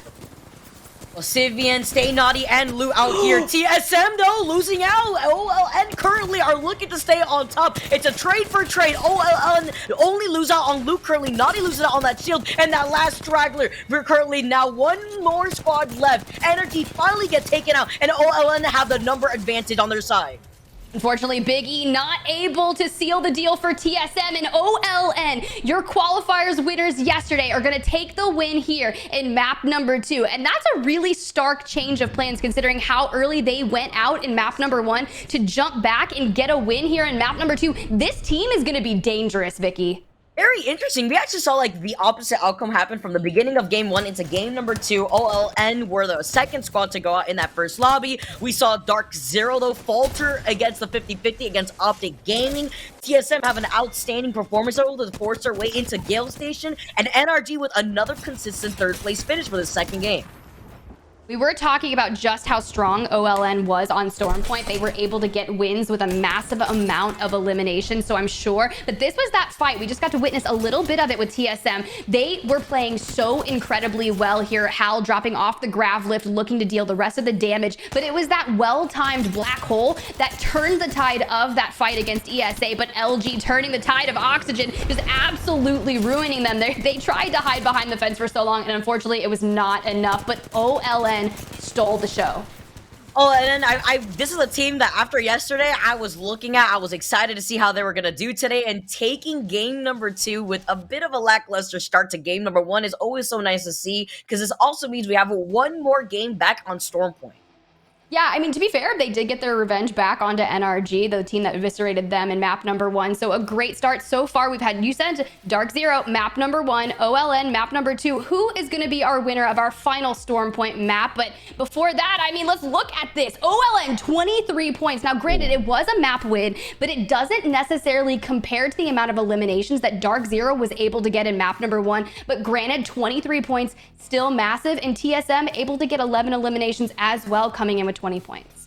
Yeah, you can see TSM with 11 KP, Oxygen out here with 9 KP, Luminosity having to force their way into the southern side of, rather the northern side of that circle of Gale Station with 7 KP. Energy didn't have the KP game that they had in the first game. I believe it was 8 KP that they secured for themselves alongside that third place spot. But now only securing 3 KP and getting another third place finish has now set them up in that 5th place spot in the overall standings.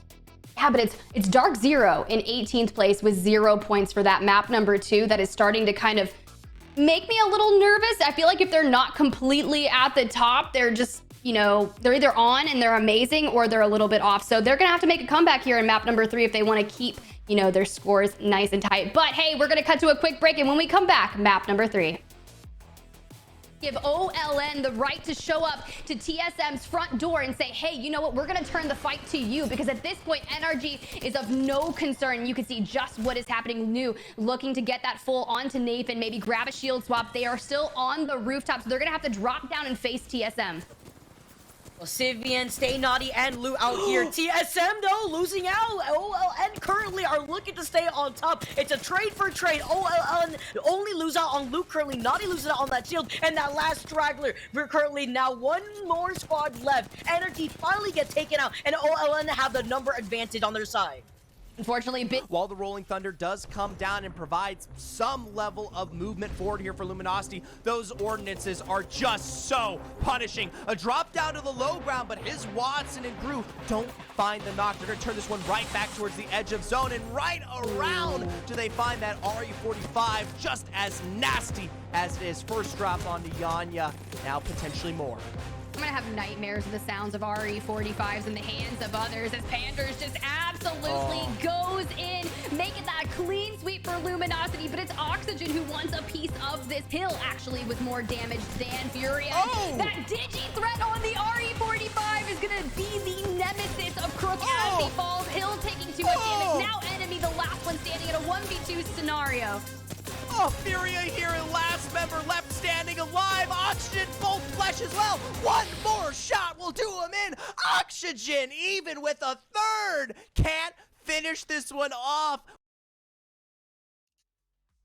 Welcome back, everyone, to the Oversight Week 6 Finals. $5,000 on the line, and some teams still looking to secure themselves a spot in the playoffs happening later this month. I'm Spider Tip, that's Vicky Kitty, and we just saw an epic map number 2 with OLN coming out on top, which is exactly what I know you wanted to have happen. Yeah, we were talking about it in the pregame. They didn't show us, you know, what they're all about in game number 1. We talked about OLN because they had such an amazing performance in the qualifiers just yesterday, and now they came out on top in game number 2 on Storm Point, which is the map that we saw them really start off their strength, though, and show off what they were all about just yesterday.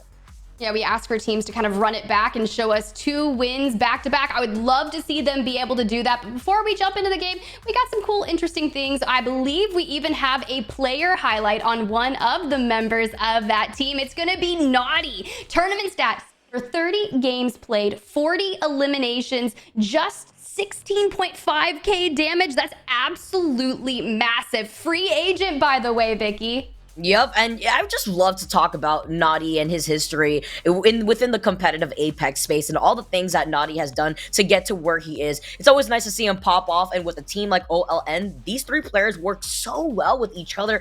I can't wait to see what more they have to bring. Aside from Naughty, Lou obviously popping off, Osivian, I was talking to you actually about Osivian earlier before, but to be able to see OLN win that second game, let's throw it to the overall leaderboard to see how things have shaken up.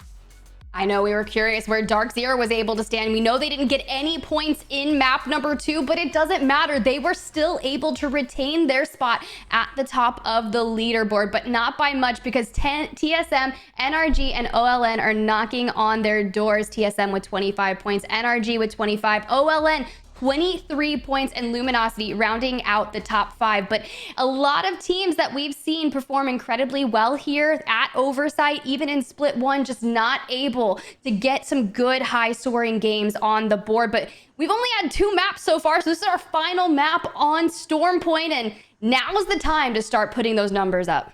Yeah, we talked about it a bit when it comes to the swap off between starting off on World's Edge versus Storm Point. Some of these teams feel a lot more stronger on Storm Point, but you know who I know is feeling really strongly right now about the circle? It's got to be NRG, and it's got to be the same topic that we mentioned, the beacon being over by checkpoint. You love to see it here for NRG. They're going to be able to go for the quick rotates. Now, I'm also looking at the mill. We're still going to see that 50-50. Of course we are. It's going to be Optic Gaming versus Dark Zero, and like you mentioned, Dark Zero, what a flex. They didn't get any points at game 2, yet they're still in that #1 spot, and they are looking at Duke it out. Look at Zero, he's running for the hills while he's got the purple Evo shield.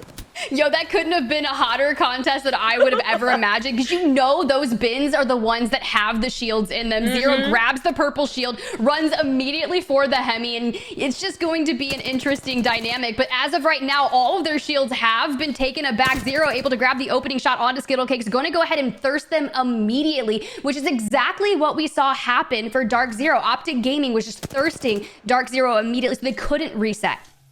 And not only did Zero get that purple Evo first, he also picked up the Spitfire off of Rip. And we know how strong the Spitfire is, especially at the very beginning of the game right here. With Optic Gaming now down a man and still rocking only white Evos, they got to play this a lot more passively, or maybe call it quits. You see the blue Evo on the outside here, but Zero's already taking up that space away from them. Taking the high ground as well, utilizing that Seer passive to try and track down the last members of Optic Gaming. A Thermite to break the door so they can try and hold that LOS a little bit stronger. And Zero just kind of being a little pesky, right? He's got the Spitfire off drop, which, I mean, look, if you're gonna land, you want a PK, you want a gun that has an immense amount of firing capacity, and that's exactly what they are doing. Not gonna connect there with the tactical, and I feel like they're just playing a game of cat and mouse at this point, now using the grav lift to get back on the roof. You have Seer, and yet we still don't have an LOS on Optic. Imagine the squads on the outside just hearing all this action going down off of Rip time and time again on Storm Point right now. Dark Zero now looking to try to fully send it onto Optic. They get the trade though. They get Zero knocked one away for this contention to go down. And Optic Gaming lose out on the 50-50 like they did game 1. It was a 1-1 contest between Optic and Dark Zero, but Dark Zero take the very last game on Storm Point. Looks like OLM was getting a little mixy over here at North Pad. A space station now falling as well. And now they get the clean reset. Look at the shields all sitting on triple blue. So not a bad start for them. And you were talking about it, right? NRG, they had Beacon. They had the hot zone. So I'm just thinking Nikki is over there in their new apartment with manifestation candles out there trying to get all the beacons and information and zones to pull in favor of NRG. And hey, it's working. They've made their way over to down B. So I'd imagine that's where we will see it pulling. Sometimes with this circle pulling in that direction, we could see it end up being on the outside to the right side of down B's, maybe on the south side a little bit on those buildings. 100 Thieves in this engagement though by the Prowler's Den, losing out on 2 members currently right now. Crossno looking to try to take this spot here. Oh my gosh, the Volt at this distance looks impeccable, bro. It's just not moving as James Fearless looks to just double down, and just like that, 100 Thieves back to the lobby, and Karasuno doing what they need to do, currently sitting in 9th place. Mind you, they are in 21st place overall in the standings, and they want to find themselves in the $20,000 playoffs that will be happening at the end of this month. And a team that we've highlighted a plethora of times, it's going to be MPS. They are looking to kind of just jump into the mix right here, right? This is where we last saw 100 Thieves go out, so they want a piece of Karasuno. Yeah, we also saw that season we're able to clean up randoms as well, so a lot of fighting happening on each, and MPS though gets surrounded, getting shot by both the back and the front currently right now as Shuba's looking to reset with the shield bat, playing off the back of the knockdown shield, trying to run towards Madness while he also resets with his own purple shield. It's Eggset looking to get involved for the third party. And I mean, look at the health advantage coming in. They are fresh. They are trying to third party this at a perfect timing. They already had the opening knock onto James Fearless, so to be able to just go hit that grav lift, take that high ground, and it doesn't matter if there's more visual clutter and bullet spread because they just did that so perfectly. Sykes looking incredibly strong. Sure, Fun's gonna get knocked, but I'm pretty sure Nocturnal and Sykes should be able to handle this. No issue dealing with Karasuno right now, as Exet are going to be able to play around the side. Let's go into a listen-in with MPS to see how they're going to be able to get right back in if they want to go for a third party before they get the res. Alright. Get a better angle on that, should we? We gotta get closer to Bang, hit 9. 50. One swing on your left. Yeah, I know. Queuing up, queuing up, queuing up. On the rock above you. On rock. Can we do anything about Oh my this? God. I hit him 40, but no. I gotta pop it I back. just I need gotta a pop it better back. angle to fight from. Alright, then I'm backing up. This kid's swinging your height, too. They're just all You better there. swing out in the open. One of us has Batting to on the leave. open. Swing. Swinging his stairs. Nice shot, bro. I'm swinging left with you. Come. I gotta hit it back, bro. One's on top of me, actually. Can you shoot this guy? Let's hit it for like I 100. gotta kill myself. No. That's God, bro. Ah, so annoying. Fallen out of the lobby. Exet able to withstand the push from MPS, and now they're looking for a nice regain. But we were talking about it before we went into that listen, and there's a lot of action happening on the map. Teams falling out. TSM was in a little bit of a scuffle, and Dark Zero still at the mill, and there's going to be a team making their way in. I believe that was ESA just on the outskirts, but I mean, this, you know what would make this Seer a little better? Maybe if they had the showstoppers in their hand, and you in chat can have the ability to enter to win. It's going to open up after game number 3, which is this one, guys, the final match on Storm Point. Make sure that you stay in chat, get hyped, and look for the queue on the giveaway opening so you can get entered into a beautiful heirloom. I called it a heirloom. Heirloom giveaway, Vicky. I mean, with the Sears heirloom, I mean, he definitely could give you a pretty nice haircut with that. So, you know, I could definitely see it out here. And can we talk about the fact that there's 12 squads left and the first circle is closing in? What high-octane action that has been going down for this final game on Stormpoint before we make the transition onto World's Edge. I feel like, you know, some of these players are going to be like, if they're losing their fights, they're going to be like, what kind of fight was that? Why would they int on that? There's literally 12 squads remaining. Well, you know, a lot of people are trying to rack up some elimination points. They want to put up some high scoring games, but it's just very interesting. You got Furia still kind of hanging over there towards Cascades. Exet not necessarily committing towards making that rotation as well. And Luminosity still all the way down at Barometer. But I'd be curious to see if TSM's going to enact a Skyward Dive and hit the rotation towards Down Beast, because you have to look at the things. What is free in that zone? We know TSM was just in a skirmish over here where they were able to eliminate the team that was challenging them, and it looks like Luminosity is heading their way through the pineapple by the sea. Yeah, a lot of these squads taking their time actually to rotate in. Luminosity, TSM. We saw Furia also looking like they were by a crafter before they make their rotation into the circle too. Dark Zero have not had one break in Mill. They've been in Mill this entire time off of Rip, taking out Optic Gaming. They've been getting contested. ESA had made an appearance at one point now. Now actually rotating around the side, though, it doesn't look like they have to travel too far away. The next circle is right in front of them. They can start rotating through down base, and they can actually gatekeep the squads that are trying to contest them on the south side of Mill. Shots going out, but not necessarily committing to it just yet. Double time hitting because they know there's a team behind them. And I mean, Dark Zero still able to hold on to first place coming into map number 3 with 31 points. They already have at least 4 KP to their name, just looking to couple that with a nice top 3 finisher. I mean, if you're going to go 18th place and then back up, I mean, they are your match point champions, your LAN champions. And as we kind of allude, we got split 1 playoffs at the end of the month as well, early next month. So a lot of these teams preparing to go over to London to duke it out on the international stage. A lot of these teams playing in international scrims almost daily. I think Dark Zero actually competed in them today, so that was fun to watch as well. Also really nice to be warmed up from that and getting into a tournament where you could not only win money but get that really good practice in a CLG, one of the squads that we've been seeing struggling the last 2 games, taking a much more patient approach to the circle. They have the high ground, they're on top of Down Beast, and TSM is walking to their line of sight, not getting pinged actually, not getting shot at, and they actually get this building for free. This is great news here for TSM. They didn't even need to use a Skyward Dive. I mean, look, if you can reserve that until the last minute when you really may need it in a dire strafe, I mean, that's going to be exactly what you want to do. Luminosity, the king of the rocks over here, just trying to look for a good LOS. Plenty of ammo on the R301 coupled with a 2x4 should be able to help you find some good mid long range success. And just kind of dabbling over here, right? Just vibing, waiting, see what's kind of going to happen just on the outskirts, looking to see if any team's still trying to make a play for a late rotation. At one point we saw I think it was Furia out in Cascades and Xset not too far behind them. So they're going to have to find their way into the next zone. And OLN chilling in Jurassic, messing with the Prowlers. They could go for some Evo shield leveling or just keep running. Yeah, they're looking to prioritize this rotation, but look who's on the other side of this. Luminosity Gaming, a few meters away, are going to be able to see a lot of the action that's going to happen to their south between Xset and Dark Zero that's right in front of them. So this is an interesting position for Luminosity to be in, because if they don't rotate quickly with the circle pulling towards Zombies, they could actually get sandwiched.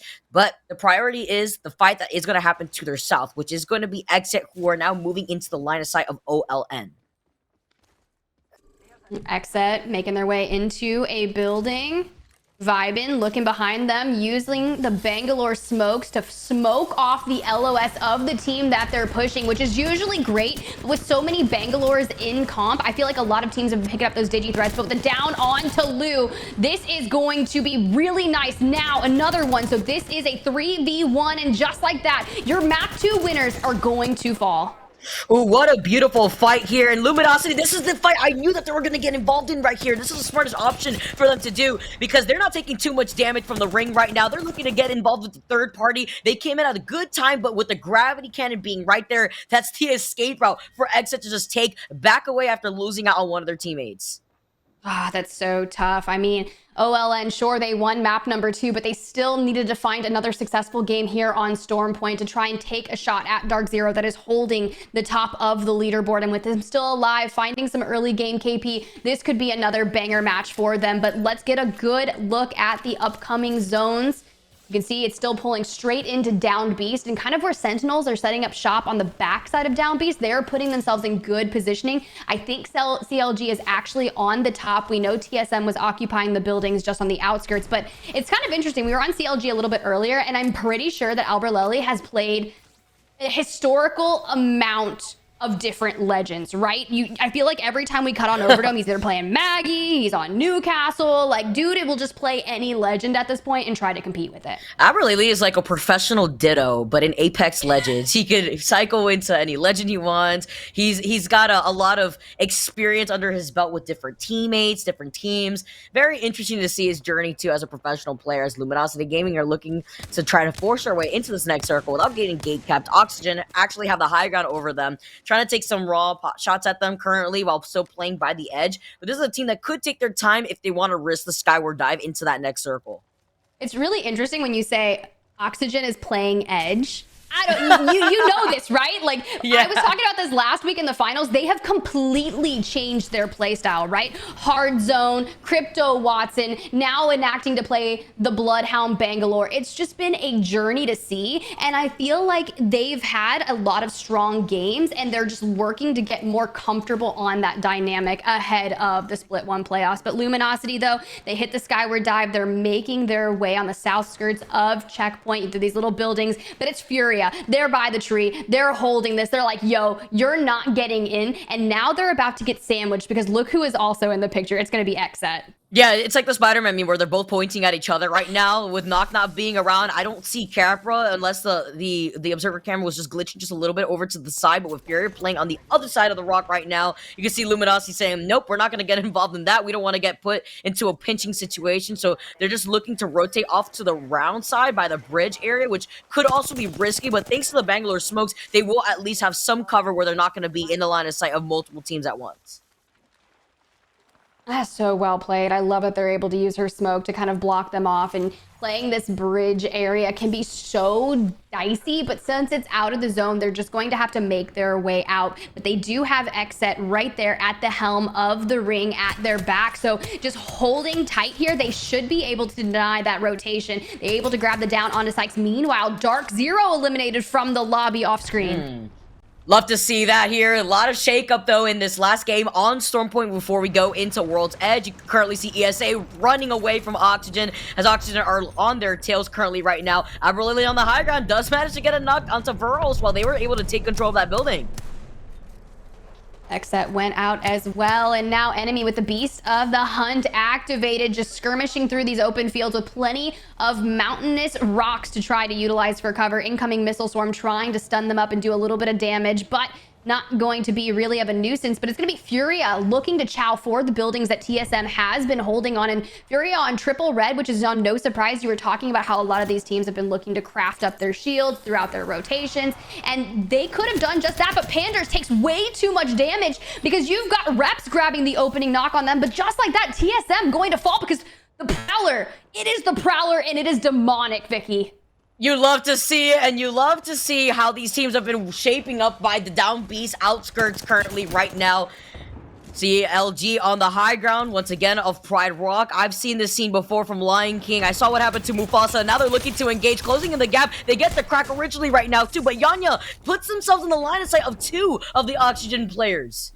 Just like Mufasa, Yanya going to fall off the rock as well. And now I'm crying, but Enemy and Crook both down. That's leading IGL Hill last alive, and they're going straight for the res onto Yanya, which, I mean, brilliant. You've got to stick it. You've already got 2 down. Now you just got to do the finishing blows onto Oxygen, but not before NRG decides to get in on this. Good timing here for NRG. They get the cracked with the wingman. Guild now trying to just move in, closing the gap as Oxygen get cleaned up at the end. The Prowler is going to be the finishing blow into Hawadis, but Sweet gets fallen too, as Yanya also is able to actually retaliate and back up and reset.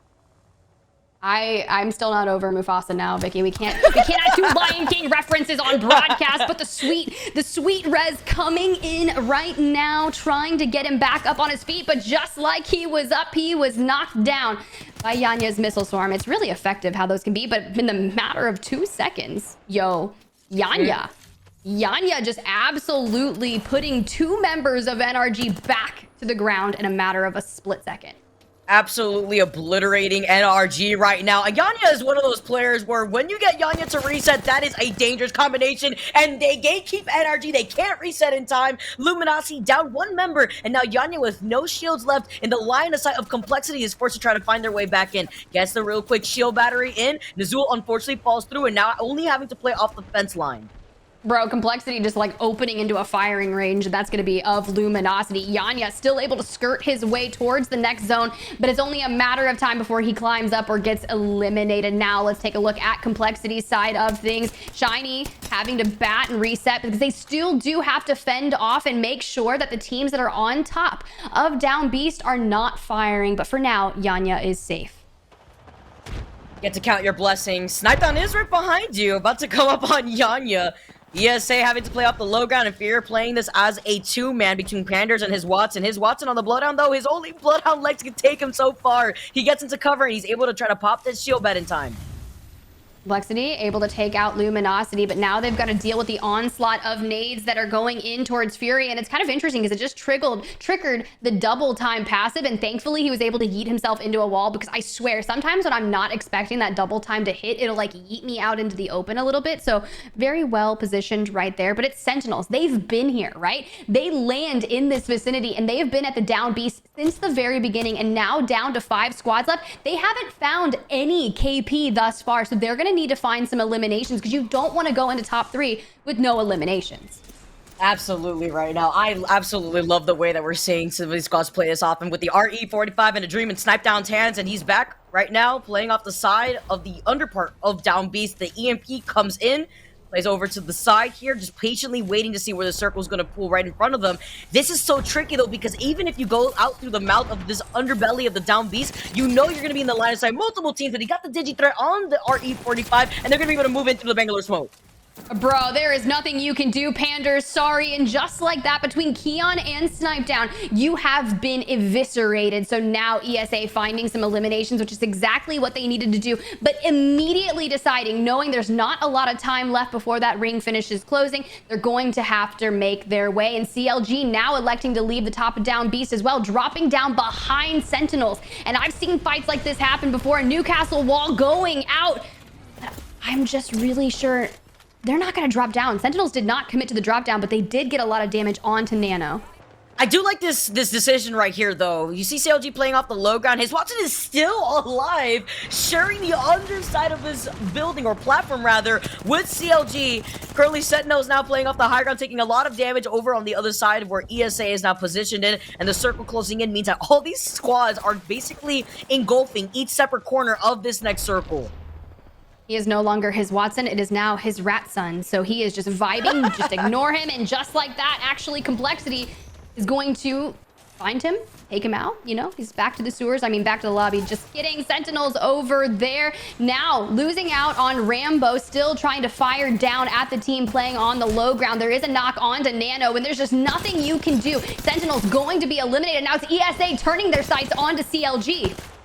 3 squads left. ESA has the high ground currently right now after Sentinels get sent back to the lobby. Complexity right behind ESA currently too. ESA do get the knock on Nano first. See that the RE45 going burr currently, and the Black Hole's looking everybody from Complexity in. Ooh, and just like that, snipe down between the RE45 and the Wingman. You're going to have to put him down. It's going to be Monsoon with the Mastiff, but I don't know if it's going to be enough. Complexity going to fall, in CLG finally up from playing the low ground to really clean up the rest of the lobby. 2 squads remaining, and PK in hand, trying to deal the finishing blow. And they're going to be able to come out on top. CLG, their patience paying off. Let's not forget where they were sitting at right before the start of this game. In last place, they didn't get many points to really work off of. And in this game, they take the dub on top of the KP that they were able to secure. I mean, look, that's what you got to do, right? We talk about it. Albert Lely jumping onto CLG, trying to play as IGL or co-IGL. So coming out on top, getting a victory, feeling more secure in those calls that you're making. But look at the highlights, the journey of map number 3, the final game on Storm Point, Xset, the well-timed third party onto Karasuno, and just all the success that they were having. A lot of skirmishing fights by the Prowler Den in the middle of the map right here too. A lot of gatekeeping from the squads that ended up being able to play off their positioning over by the side of the circle very early on. Yanya obviously going crazy against NRG2 before getting pressured out by CLG that were holding the fence line right against them. I mean, just so many well-timed fights and just that RE45 clutch, just a lot of really cool things. Complexity going big here, taking that down onto Snipetown. Once you got rid of the RE45 player, you were able to set your sights onto CLG. Just unfortunately, it wasn't enough, right? CLG staying on the low ground, Alb on the Newcastle, able to prioritize those reses and be able to get a reset so they could just turn their sights on to focusing on cleaning up the rest of the lobby. Definitely enjoyed seeing Snipetown pop off with that RE45. The way that it just rings in your ear right there, just melting down all these players, even if they were able to secure that second place. CLG also were able to get 5 KP on top of the dub. And Esports Arena, though, coming out on top after that game, getting 8 KP to their name.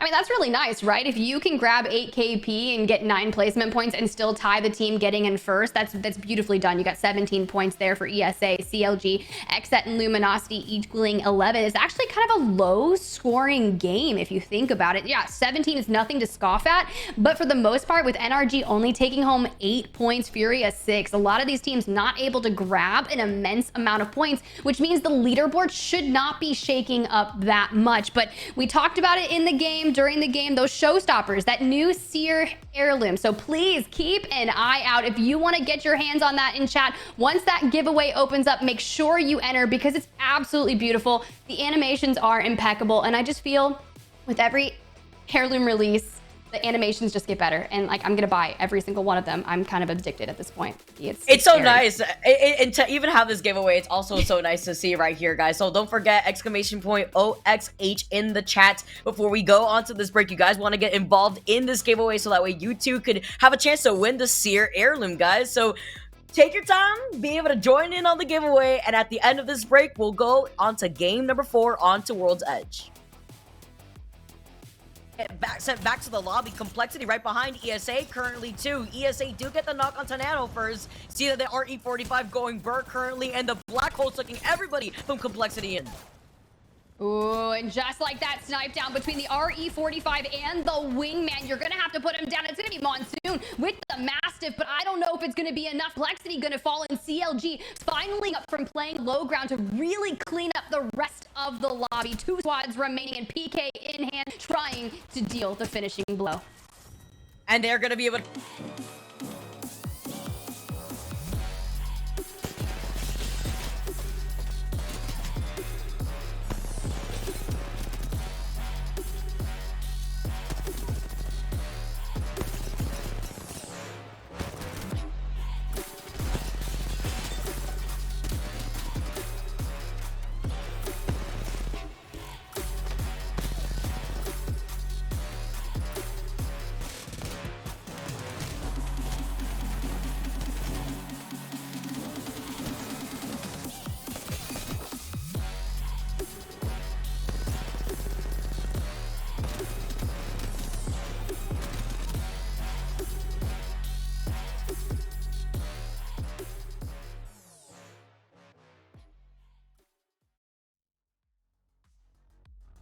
Welcome back, everyone, to the Oversight Week 6 Finals. $5,000 on the line, and we are halfway through tonight's action. We just finished up our 3 maps on Storm Point, and we are going to be jumping on over to the finales over on World's Edge, the ever-familiar map that our players know so well and love so much. I'm SpiderTip, that's Vicky Kitty, and it has been an absolute pleasure to be here alongside with you.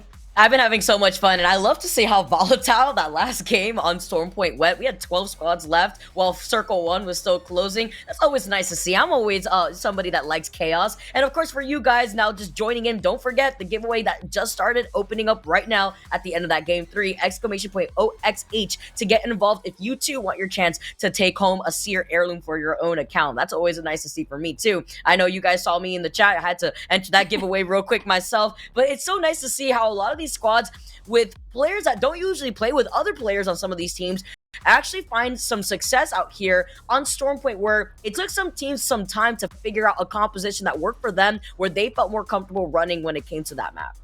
Yeah, I completely agree. I know we had some interviews with players throughout our journey on Pro League, and one of the players mentioned Sweet in particular. He was like, yo, we had to completely relearn the way that we approached the map with the current legend compositions. And I know he's not the only team that has completely had and felt that. We saw Optic Gaming struggling with their legend compositions and trying to figure out what they want to do, right? So it's been a little bit of a journey for some of our teams throughout this year. Trials, tribulations, a lot of fun stuff, but a new name coming into the mix. Let's take a look at the player spotlight, but I mean, it's new for now. Lou's been around for a while. His competitive journey has been amazing, and 24 games played, 8 eliminations, 6,400 damage previously on the Sentinels. We knew his journey from there. Vicky, I'm sure you're very well versed in it. Yeah, Lou has been around for a really long time, but to find, again, we talked about it with Naughty before jumping into game 3. Now I gotta talk about it before we jump into game 4 about Lou. OLN, with these players, they've been able to get something going on here between Osivian, Stay Naughty, and Lou. They've all been able to really come together and find so much success on this team. I'm excited to see what OLN still perform, though, because this was the game. This is the team that won game number 2. This is also the team that won the qualifiers last night. So to be able to see the success that they're still able to get here means that they have that consistency going on for themselves. Yeah, you mentioned consistency, which is really great, right? Considering they're a new team here playing, which means you have to experience those growing pains. You have to work out some of the kinks, right? The little bit of minor things. Like if you just make a couple little mistakes, once you get those ironed out, if they're already performing and having such dynamic games when they do get those high kill elimination wins, just imagine, we're just getting started with OLN. It's only the beginning. Yeah, I'm excited to see how that's also going to play out for them going onto World's Edge after we saw OLN in the qualifiers yesterday actually have a standout performance on Storm Point. Can they keep that, though, going into World's Edge? Yeah. I mean, that's a very valid question. A lot of the teams that don't typically perform well on Storm Point will find a lot of success on World's Edge. So I'd imagine that it would flip, right? But hopefully you can maintain a little bit of consistency if you find yourself in the top 3 teams thus far. And I know we didn't really necessarily get a good look at the standings before we move into map number 4, but don't worry, we'll keep you guys updated and apprised of all things points related, because there is $5,000 on the line for our players tonight, and obviously a Seer heirloom in the chat on the line for those members and viewers. And I mean, that's just so cool. Shout out to the production and the whole crew for putting that together and wanting to give back to the Apex community as well. Yeah, you always love to see that happen. The Apex community, my favorite esports community, honestly, out there with the way that they come together, and also being able to see what interesting 50-50s that we may have in our hands after we saw go down in the mill between Optic Gaming and Dark Zero. Doesn't look like to be any spicy 50-50s going on here. Pretty respective POIs from what we usually see in the Pro League. But what I do like to point out here is TSM landing at their usual spot, Lava Siphon. They have the beacon, but what's even better to look at is where the circle is going to be pulling to the south. Yeah, it's going to be really interesting, right? It was kind of highlighted right over by Tree, and I'm pretty sure I witnessed a watch party. I don't remember if it was scrims or if it was an Oversight qualifiers. There was an absolute menacing fight over by Tree that people were fighting outside in the ring, and it was just an all-out brawl. And by the time they got out of it, there was maybe 10 squads left in the lobby, but you kind of called it, right? No real contest. We witnessed Dark Zero and Optic taking on the mill on Storm Point. They're landing over here and on the outskirts of Fragment, the former TSM kind of drop point. And I believe Optic heading to their ever familiar big mod, so you know they're going to have some kitted weapons from those little cash stashes that they can buy. Dark Zero also having to take their time with so many other squads, though, on their toes and just quickly rotating, complexity wasting no time. They're going to be looking to rotate right into the line of sight of ESA that are a little bit split up here. You see the construction building over to the side, Snipe Down taking control over there, but they're just going to be able to pass Dark Zero. And just looking at a lot of the other squads that are just kind of passing each other before deciding where they want to situate themselves. Oxygen already has the beacon, so they know where this next circle is going to be pulling. They see that there is a squad over in Harvester that's already crafting, but having to avoid the charge rifle. Oh no! The follow between the charge rifle and the flatline, and Crook got cooked. Let them cook. Let them cook. I don't know which team that is. That is absolutely, it's going to be CLG. Your map 3 winner starting off strong. This is not where you want to be. There's a charge rifle, a 30-30 in the hands of CLG, and they are completely bullying Oxygen. I mean, one was able to still get out alive, but CLG now able to level up their Evo shields. 2 purples. I lied. 2 blues and a purple. Look, I went to the eye doctor this morning, Vicky. I told you earlier. I can't see. I can't see anymore. You know, honestly, the only thing that I see is that Mama came out with the Warden out here. The Mad Maggie making a little swap up from what we usually see from Albert lately, and they're on the hunt for that last player of Oxygen. They can't catch a break. They thought that they could just sneak their way by CLG, but that's not what's going to work out for them. They get taken out, and now we can see so many of the other teams making their appearance inside Tree. This is the legend composition that TSM was toying with last week in the finals. The Mad Maggie, the Caustic, the Bloodhound. But I actually think at one point Reps was on Horizon, so they might have switched things up because I feel like he even got to play a little bit of the movement character. But now on, yeah, actually, this is interesting. I kind of like Mad Maggie, right? She can be really aggressive. Her Wrecking Ball can stun players. You can actually rotate with it. You can use the speed boost to int on a fight. It's really fun little changes, and I think a lot of these people are able to utilize Oversight and the international scrims to trial upcoming legend compositions, and those Nox gas traps coupled with some Bangalore smokes from upstairs are going to get a little interesting. It's her voice lines that really get me. Sometimes she makes me feel bad about myself, but at the same time, you just love having her on your team so that you can close in that gap with the Wrecking Ball. I know I feel a certain type of way when that happens. Animigo takes a lot of damage, but with these Caustic traps, you can see that they're just trying to make sure that they can secure this space up here. So many Caustics that we're also seeing within this lobby as randoms are just looking to stay posted up here.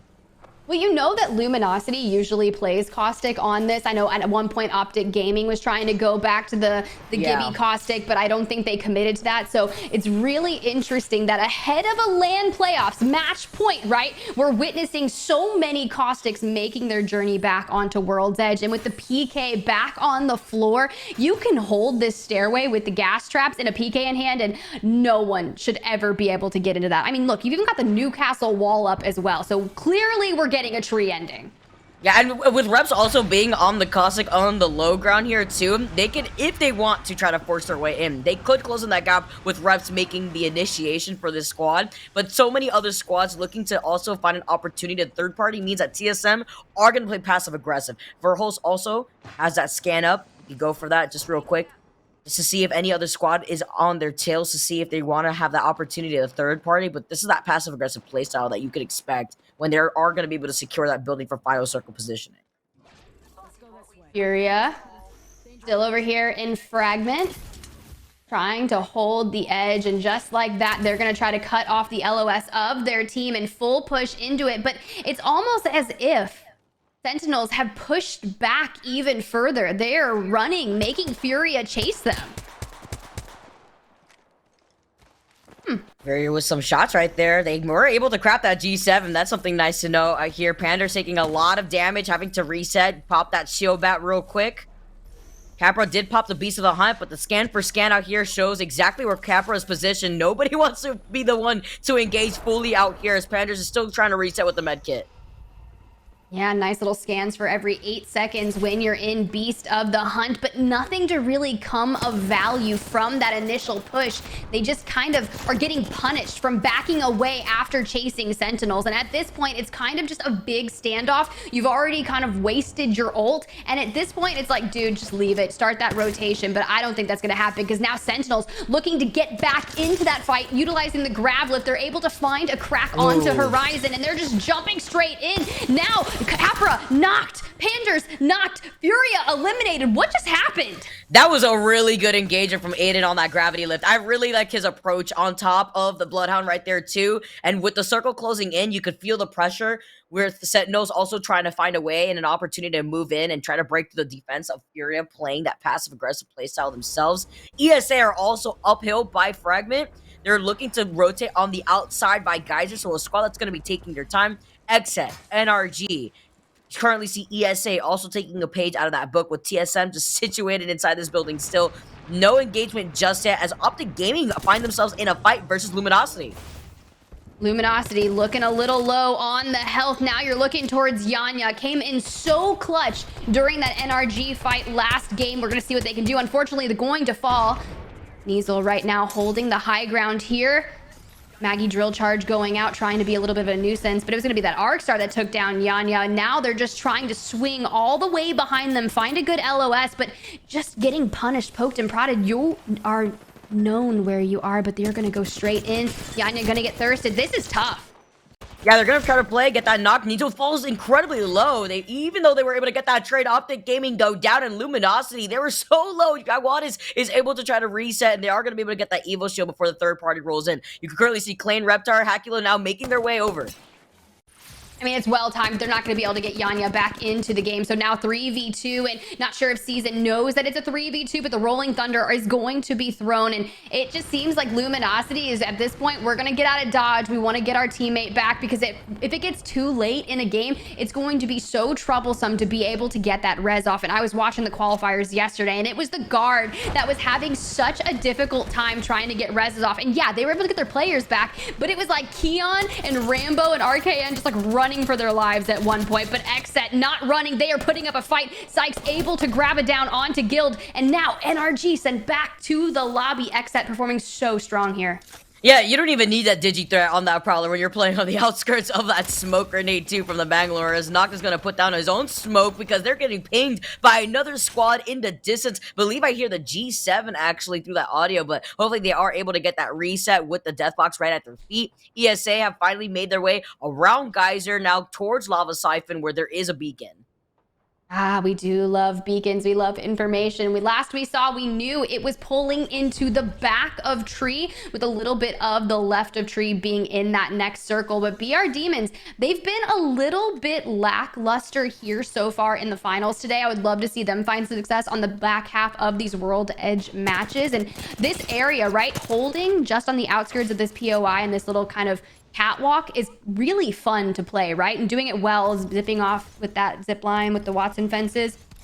You're gonna hit the jetpacks. You're gonna go into a pole. It's fine. It's also a nice spot to hold if you don't have the information of the beacon to try to take like a 50-50 pool, whether it's going to continuously pull towards tree or you may find it pulling towards the launch site area. But having that high ground is always nice to see with so many other squads taking their time to rotate into this circle, and with the beacon still being over by Lava Siphon. You can see ESA playing right underneath there with the squad right in front of them right now. Oni is on the seer, so he will have that heartbeat sensor to note where some of these squads are going to be rotating around them. Just biding their time. ESA holding the edge of the next ring. Phony with charge rifle in hand. You can kind of see the multitude of teams that have found their way in, and TSM still inside the outskirts of the tree, occupying a building, and Enemigo and the team still on the upper roof of that building, the upper floor, and no one really deciding to push in thus far. You can see the Maggie drill charge trying to go towards the door and all the gas traps kind of holding the way, but I love that no one's tried to take the center of tree, that kind of triangle area, because that area is so open, so hard. But now with the ring pulling towards that area, I wouldn't be shocked if we see teams moving into the tunnel to try and hold that. You can see 100 Thieves making their rotation up to north. They might be going for an area in that zone now to make a play for it, but it's going to be the collapsing of Xset and CLG, I think, will be the next skirmish.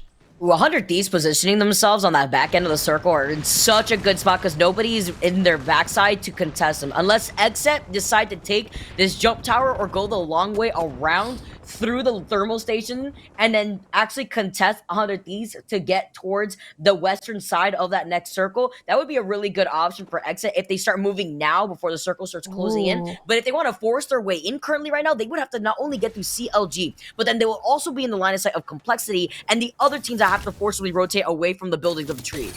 Yeah, I like that you called out the jump tower. I think that would be a really smart move for them, especially because if you can push through CLG, you know Complexity is right there behind them and Dark Zero on the low ground.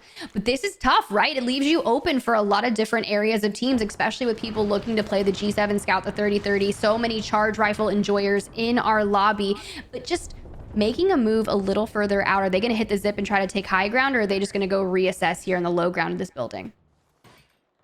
Ah, yes. I dropped that Phoenix kit real quick. Yeah, they want to go for that reset. See Rambo coming in from right behind as they're going to be able to move in. Sentinels closing in that gap as ESA have the higher ground. They have the positional advantage and they get the knock. So they have the man advantage on top of that after knocking down Aiden. Yo, we saw such a strong push from Aiden over in frag with the grav lift, but the moment he hits the grav lift, Snipe Down probably two-pieced him with the wingman and cut him down. Meanwhile, CLG was able to eliminate Complexity over on that last skirmish, but I haven't seen Xset go out, so they've probably made a smart choice. A nearby an EMP coming in for ESA, but they're going for a quick heal up on their shields before the timed push comes in. The thing is, with EMPs, I feel like people utilize them a lot to farm their Evo shields, and when they do decide to push in, it's always just a little bit too late. So I feel like this was one of those times where they're like, hey, we're gonna farm our shields or just try to stun and let them know, waste their utilization of their heals. Yeah, really good timing on that too from that team here as ESA with Snipe Down just falling a little low, trying to pop that med kit, looking to close in that gap versus the last stragglers of the squad. 14 squads left in the circle closing in. You have to take the L and just move back. Let them just counter rotate over on the side because they're forced to get into your line of sight eventually anyways. Exhibits out. Xset now on top of the bridge directly over Dark Zero. Dark Zero is in a terrible position and I do not envy them right now, but it seems like a lot of the attention for this portion of the lobby is directed towards Xset right now. Yeah, I mean, X has been able to clean up some KP at the same time, too, so they've been getting involved in some of these fights in the middle of their rotation. A squad that usually takes their time to get into that final circle positioning currently. The Mad Maggie Wrecking Ball coming out. They're playing off the high ground, playing through the smokes. Knockfall's incredibly low with the hitfire on the G7, though, and a Dream. You'll see a Flying Caustic coming in right on top of you. Fun and Sykes looking to send this team to bed, but that's right. A Wraith is in the lobby on the hands, I believe, of CLG, kind of testing out a little bit of that Aurora comp, but it doesn't matter because CLG going to be eliminated. 12 squads remaining, but it looks like Dark Zero wants to get into the mix as Xset drops down and Fun going to fall. And gets dirty there too. Exit now playing off the side. It's just Sykes. Nizo falls incredibly low, but Yaguadis finds a flanking position to clean him up immediately before Nizo goes for the shield swap. Dark Zero, though, in this fight versus ESA could be the green light for Luminosity to try to get involved too. They are down a man currently right now after Reeds gets taken down as well by Lou. The trade between ESA currently going down as Dark Zero are going to be able to get onto the top of the high ground. Ooh, Sharky goes down and look at the tracking right there. Absolutely beautiful, like textbook. Oh my God, like I'm gonna have dreams of that tracking. It was beautiful, but doesn't matter. Zero falling as well. Now again, Burton last alive for Dark Zero, trying to keep it moving. Able to grab a knock and a full onto Phony, which means probably shield swap. Now Snipe Down looking to get in the mix and gonna get punished from the side. Oh, and the Mad Maggie Tactical 2 still finding a way to push into him. He's trying to go for a shield swap, but it's already empty. There's a squad behind him, a squad in front of him, and now Snipe Down is trying to reset. The fact that he's able to get that off and now fully a 1v1 between Snipe Down and Burton, but he's going to go for the res onto Sharky. He's not going to be able to get it off, though. Oh, Jed coming out on top from that 1v1. The hip fire, the spam real quick with the crouching as Jen falls down to the low ground because Luminosity have claimed the high ground currently right now as a duo. And they were not able to get Yanya's banner, but as a duo, they've been able to still clean up a good amount of KP after Dark Zero now get eliminated, taken back to the lobby. 8 squads left right now. 8 squads left on our first match of the night on World's Edge. Game number 4 of 6. Now, Space Station going to get the res onto Dimmy, so looking for a clean reset. You can see all the teams that are trying to make their rotation into the next move, but it's going to be TSM who's about to face off against Luminosity. Playing off the high ground, though, Space Station have the positional advantage. Playing off to the other side, too. OLN get eliminated. How being the initiator right there for that fight. Space Station just looking to reset real quick before TSM are forced to rotate outside this building, but it's not like they have too far ways to go. There could be a squad over to the right side, but there's a crypto drone that's noting their location. TSM not leaving their building just yet, poking and prodding, but it's going to be a nearby crypto drone doing a little bit of drone racing, trying to find all the information. And Hal, as Maggie, becoming the actual mountain goat that he knows he can be. Look at him go. Another level.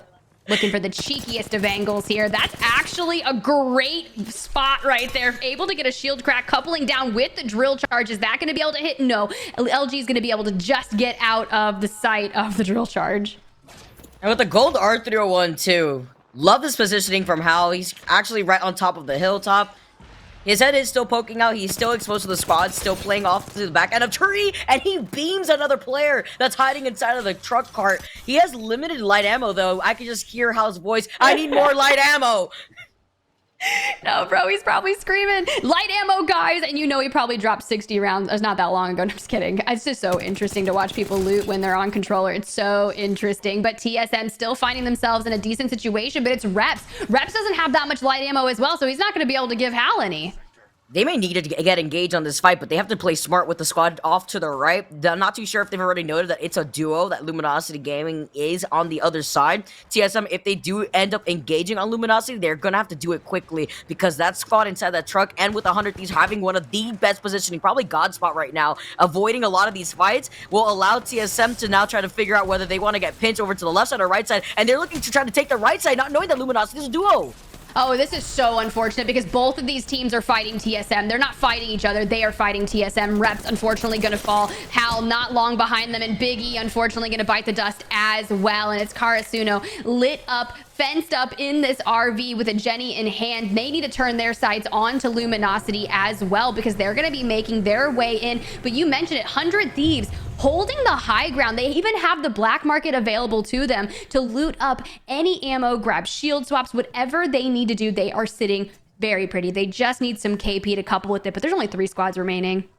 This is the position that I had seen when we saw where the circle was pulling. That's why we were mentioning if Exit would be able to wrap around, that would be the only squad that would be able to contest 100 Thieves because no other team was rotating away from Thermal Station. So 100 Thieves got to this high ground position so early on before other squads that had to exit out of tree had that opportunity. James guts dropped immediately. Nizel, remember, Luminosity just playing this as a duo, have that opportunity, but can they push in before they get seen in the line of sight of 100 Thieves? Look, I mean, if you're going to grab the opening knock and put it to a 2v2, this is exactly what you want. And when I say this is exactly what you want, 100 Thieves wants this to happen because with these two teams engaging, they're going to wait until the perfect time to potentially drop off and start punishing these teams. But Luminosity didn't fully commit into that fight, and now they're being punished trying to heal as that team is coming in behind them. It's 100 Thieves time. 100 Thieves had the high ground. They dropped down from that cliff side so that way they can get involved and clean up some KP themselves. They've been playing this way too patiently. They've been putting down enough damage. And Jet getting that knock onto Nizo means there's only one member left of Luminosity before they get taken out. Now it's going to be Karasuno versus 100 Thieves. I mean, look, the opening damage is there. Onmu able to grab another knock onto James Fearless. He just doesn't seem to stay down. Scurry looking to put down an immense amount of damage as well. Karasuno is just getting punished, and I don't think it's going to be enough, and a PK does the finishing blow. 100 Thieves out here, your first winners on World's Edge of the night. Also nice to note with Luminosity getting third as a duo for the majority of that game and 100 Thieves positioning themselves in a great game-winning spot. We're able to also clean up and get aggressive at the very end versus the last 2 remaining teams. Yo, Scurry had to drop that new Loba emote on him as well. I don't know if you've seen it yet, Vicky. It's where Loba is essentially kicking around Revenant's skull and then crushes it. And I'm just like, Scurry, man, you didn't have to hit him so hard with that. No, that emote is fire. But let's look through some highlights, replays of map number 4. And it was this fight right here. Xset got a little entertaining, but Dark Zero was able to deal the finishing blow to them when they dropped down from the fight. Now, a lot of action happening on that train tracks. We saw a lot of teams make their way over the tree very early on, which allowed teams like 100 Thieves to get ahead of the circle, preventing themselves from getting funneled into the line of sight of other teams and getting sandwiched, like we saw what happened to TSM. But great patience paying off for teams like 100 Thieves to take that W at the end of that game 4.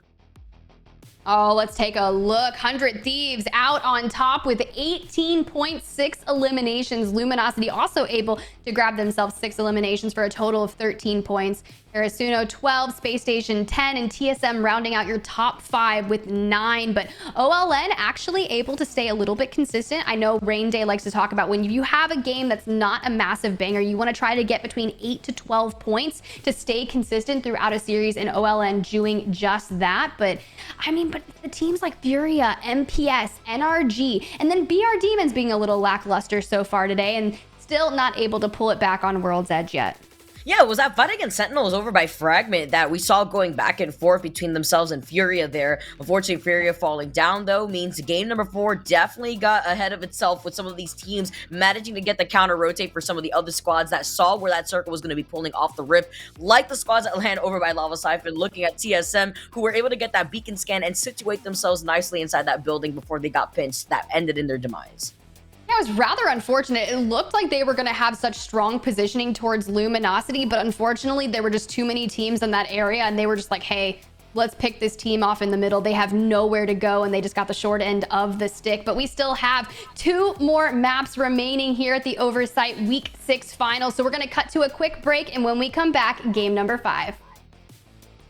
Other teams had the high ground. They dropped down from the cliff side so that way they could get involved and clean up some KP themselves. They've been playing this way too patiently. They've been putting down enough damage, and Jet getting that knock onto Nizo means there's only one member left of Luminosity before they get taken out. Now it's going to be Crossino versus 100 Thieves.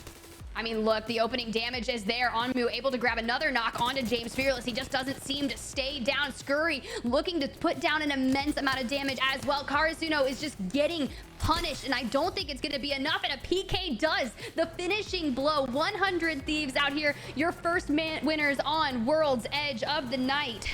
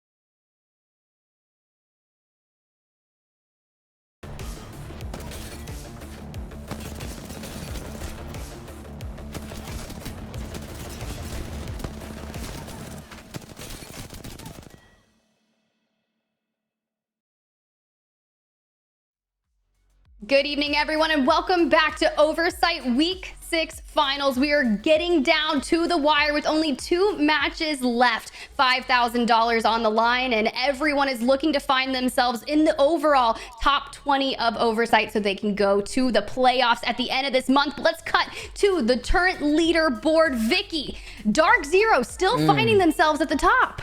It's crazy because remember the insane first game that they had, even getting 0 points in game 2 still let them stay on the very #1 spot in the overall standings. Currently, though, that gap is closing. Luminosity right behind them in second place with 40 points overall, and Esports Arena TSM tied with 39 points currently right now, too. Oh, this is kind of interesting because you know that OLN and Karasuno need to perform really well here today to get into that top 20. Karasuno coming in 21st place, right? They needed to qualify. They had to get at least 6 weekly points to shake out and maybe get in there. But OLN looking to find themselves. They came in 24th place overall in the standings and currently 5th on the leaderboard so far tonight. So not bad. But if you look at 3rd through 6th place, the gap is so minimal, only 6 points spreading through them, and 24th is the cutoff for top 10. So a lot of teams still have the ability to put down an insanely massive game and really shake this leaderboard up. Yeah, we only got 2 games to go for these teams to make that impact. 2 games on World's Edge after we concluded our run for the first 3 games on Storm Point, but we've had a different team win each of these games so far. First game, well, like we mentioned before, Dark Zero was able to win with 19 KP. Game 2, we saw OLN take the W with 11 KP, and then the final game on Storm Point was won by CLG with 5 KP to their name. Before we jumped into World's Edge, though, we saw 100 Thieves just take that W on Game 4. Game 5's tips is always one of my favorites because in Game 5's, this is kind of the make it or break where a lot of these teams know where they're sitting. They know what they need to do, whether it means playing extra aggressive or extra patiently when it comes to the rotations and taking their time, utilizing the replicators before getting into that next circle. You say the replicators, right? And we've seen a lot of players going in and crafting up that G7 Scout, and it's been really prevalent in changing the hand and getting a lot of that opening damage despite the nerf that came with the most recent patch. I mean, it just takes an extra bullet, right? If you're still already hitting your shots on an unsuspecting member of an enemy team, like, you're still going to find that down regardless if they're out in the open rotating. And despite World's Edge still not being as open as Storm Point, we've kind of already put that in the past, people are still electing to craft up that G7 Scout and just throw down the damage.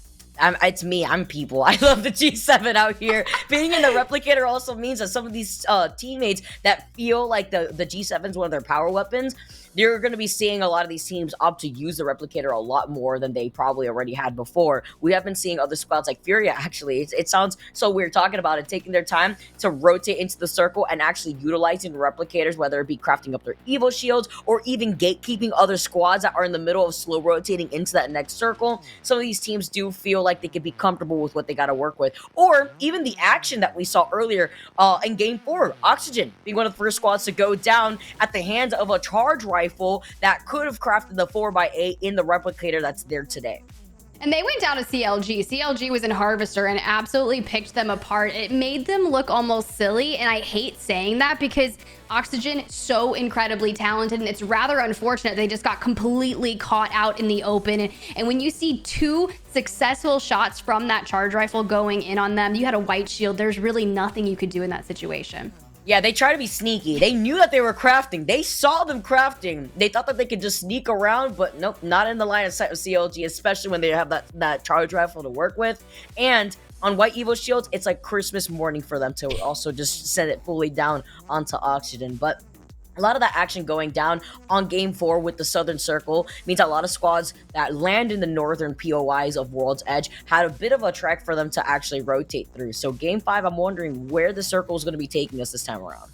I really do question that because I'm not used to hearing World's Edge and Southern Circle because typically they don't pull to the south, but I feel as if a lot more recently we've been getting those Southern World's Edge zones, so it's been quite different, right? That tree zone pulled impeccably. 100 Thieves called it out so well, the way they rotated throughout it and just bided their time. They did everything right there, and it was really good to see 100 Thieves get a well-needed win because I feel as if maybe they haven't necessarily gotten a lot of game wins lately, and they can be really consistent, right? We've seen them do so well on lands, and with ALGS coming up, I'm ready to see it happen. I love how you mentioned the difference in circles that we usually see on World's Edge. Come on, Tiff, you're telling me you don't like seeing Climatizer for the 3rd time in a row? I know you remember that week. But it's also really nice to see how a lot of squads take the approach towards those tricky Southern Lava Siphon circles. And I say tricky because sometimes, like the squad that we saw actually on the top platform to the south of Lava Siphon, that circle could pull either closer to launch site. We can see that circle pull more north, closer to Lava Siphon in that opening. And sometimes they won't even pull towards the tree direction. Sometimes we see it actually on the outside where 100 Thieves was posted up to the south side of Thermal Station. So it can be really tricky sometimes with those Southern Lava Siphon circles. But those are one of my favorite circles personally. Yeah, no, it's been really interesting. And you mentioned Lava Siphon. You know that zone? There's like 5 of them that also pulls out to the right of Lava Siphon nearby the vault as well, where you have to play and you have to commit. Do I want to come in from this zone? We've seen that ring so many times as well as of late. So I feel like I've been getting used to, if I see a southern zone, it's going to that general direction. But if I had to call it, I feel as if we're going to get a northern zone. Maybe even Climatizer if we're feeling crazy. I'm just going to manifest it, because why not at this point? Those 3 that we got that one day clearly were not enough for me, and Furia deserves some love nearby the top spot. Absolutely, especially with the way that Fury has been bringing out the guns out here today. Wondering when are they going to have that pop-off game, because they usually do at least one pop-off game out here. Is it going to be this game 5 though, with the aggression probably turning up for some of these squads that are performing a little bit with their lackluster approach here today for this finals week 6? It's crazy to see how time flies. Time flies indeed. And if you're in chat, guys, we do have that Seer Heirloom giveaway going on. I believe the drawing will be just before game 6. So make sure that you're keeping apprised of that situation, because I mean, that's a huge boon if you're a Seer enjoyer. Look, I don't play Seer very much, and I've witnessed myself trying to learn Seer, and it's been a really weird change of pace for me. I need to have a little bit of movement, right? So giving up my movement to try and cancel reses and find information for my teams, when typically I'm the one that's kind of overextending, it doesn't really work for me so much. Tiff, you said you love grieving people that are at a disadvantage. And now I see you've been trying to learn the books, and I absolutely gotta give credit to that, because I'm also a Seer enjoyer when it comes to running ranked and understanding where information is, because information is key for a lot of these players. That's why we've been seeing different variations. If it's not the Seer, it's the Bloodhound. And obviously, having that information through the Bangalore smokes that we've been seeing, and if it's not the Bangalore smokes, it's the caustic barrels that are being put down, and the Nox grenade that's been allowing some of these squads to bunker down in these buildings. Let's also talk about that, actually. The swap of composition between Stormpoint into World's Edge while we wait for our game to load in has been interesting, because we've been seeing Mad Maggie out here instead of what we saw on Stormpoint. We've been seeing Caustic, and I like how you mentioned in game 4 there, with Optic Gaming, they actually tried to bring out that composition on World's Edge. It worked for them one night in one of the tournaments that we had earlier in December, and then it fell apart at the end part of the month where they try to run the same type of composition. Now we're seeing it being brought back, but with a different iteration with the Mad Maggie, and I'm enjoying it. Yo, Mad Maggie, I feel like just gives you a little bit more of the movement, right? You can have your ultimate, the ball that goes out, it can stun people, it can knock and just get a little wild out there, right? But you also can use it to int and open into a fight. Let's say you grab it down and you want to close the distance on that team that you're fighting. Throw out the Mad Maggie ultimate, dash up to them, and just completely eviscerate them. Hey, if you want to go on the aggressive front, I love it. And honestly, seeing TSM utilize it as well, it's been really interesting. I dropped into Raven's watch party today. He was doing some of the international scrims watch partying, and he was kind of talking specifically about a lot of the legend compositions that we've been seeing. And you mentioned the Bang Blood, but we're also seeing Bang Seer. And I'm trying to decide, hey, you know, because he said specifically that if you're coupling Seer with Bangalore, Seer likes to play in just his exhibit, right? If he has his ultimate available to them, he wants to play in control in that area. But Bangalore, with the double time passive, wants to be able to roam freely, in a sense. So they're almost, in a sense, conflicting. So pairing it with the Bloodhound, if you have Beast of the Hunt and you've got Bangalore, you can control and roam space and just be so menacing to a team. And I've just been learning so much, man. I'm enjoying the watch parties, homie. I love it. I love being able to also tune into so many of these amazing Apex streamers and kind of gather some input into what I should be doing differently in my own game, and even to expect different composition swaps in the future teams that we're going to be exposed to playing in the Pro League, playing in LAN, because that's also something to take away with so many different other regions taking out a page of different compositions, whether it be sticking more so to the Watson and Crypto, playing a lot more passively, more reserved than some of the squads that we see in North America or in EMEA that like to play a lot more aggressively. That's true. And you mentioned the Crypto Watson, right? Oxygen. They kind of played that Bangalore Bloodhound on Stormpoint, but they reverted back to the Crypto Watson on World's Edge. And we saw them go out in an open field. And you start to think, had they been on Bangalore, could they have been able to smoke out their rotation and gotten out of line of sight of that charge rifle a little more effectively? You start to think of things like that, right?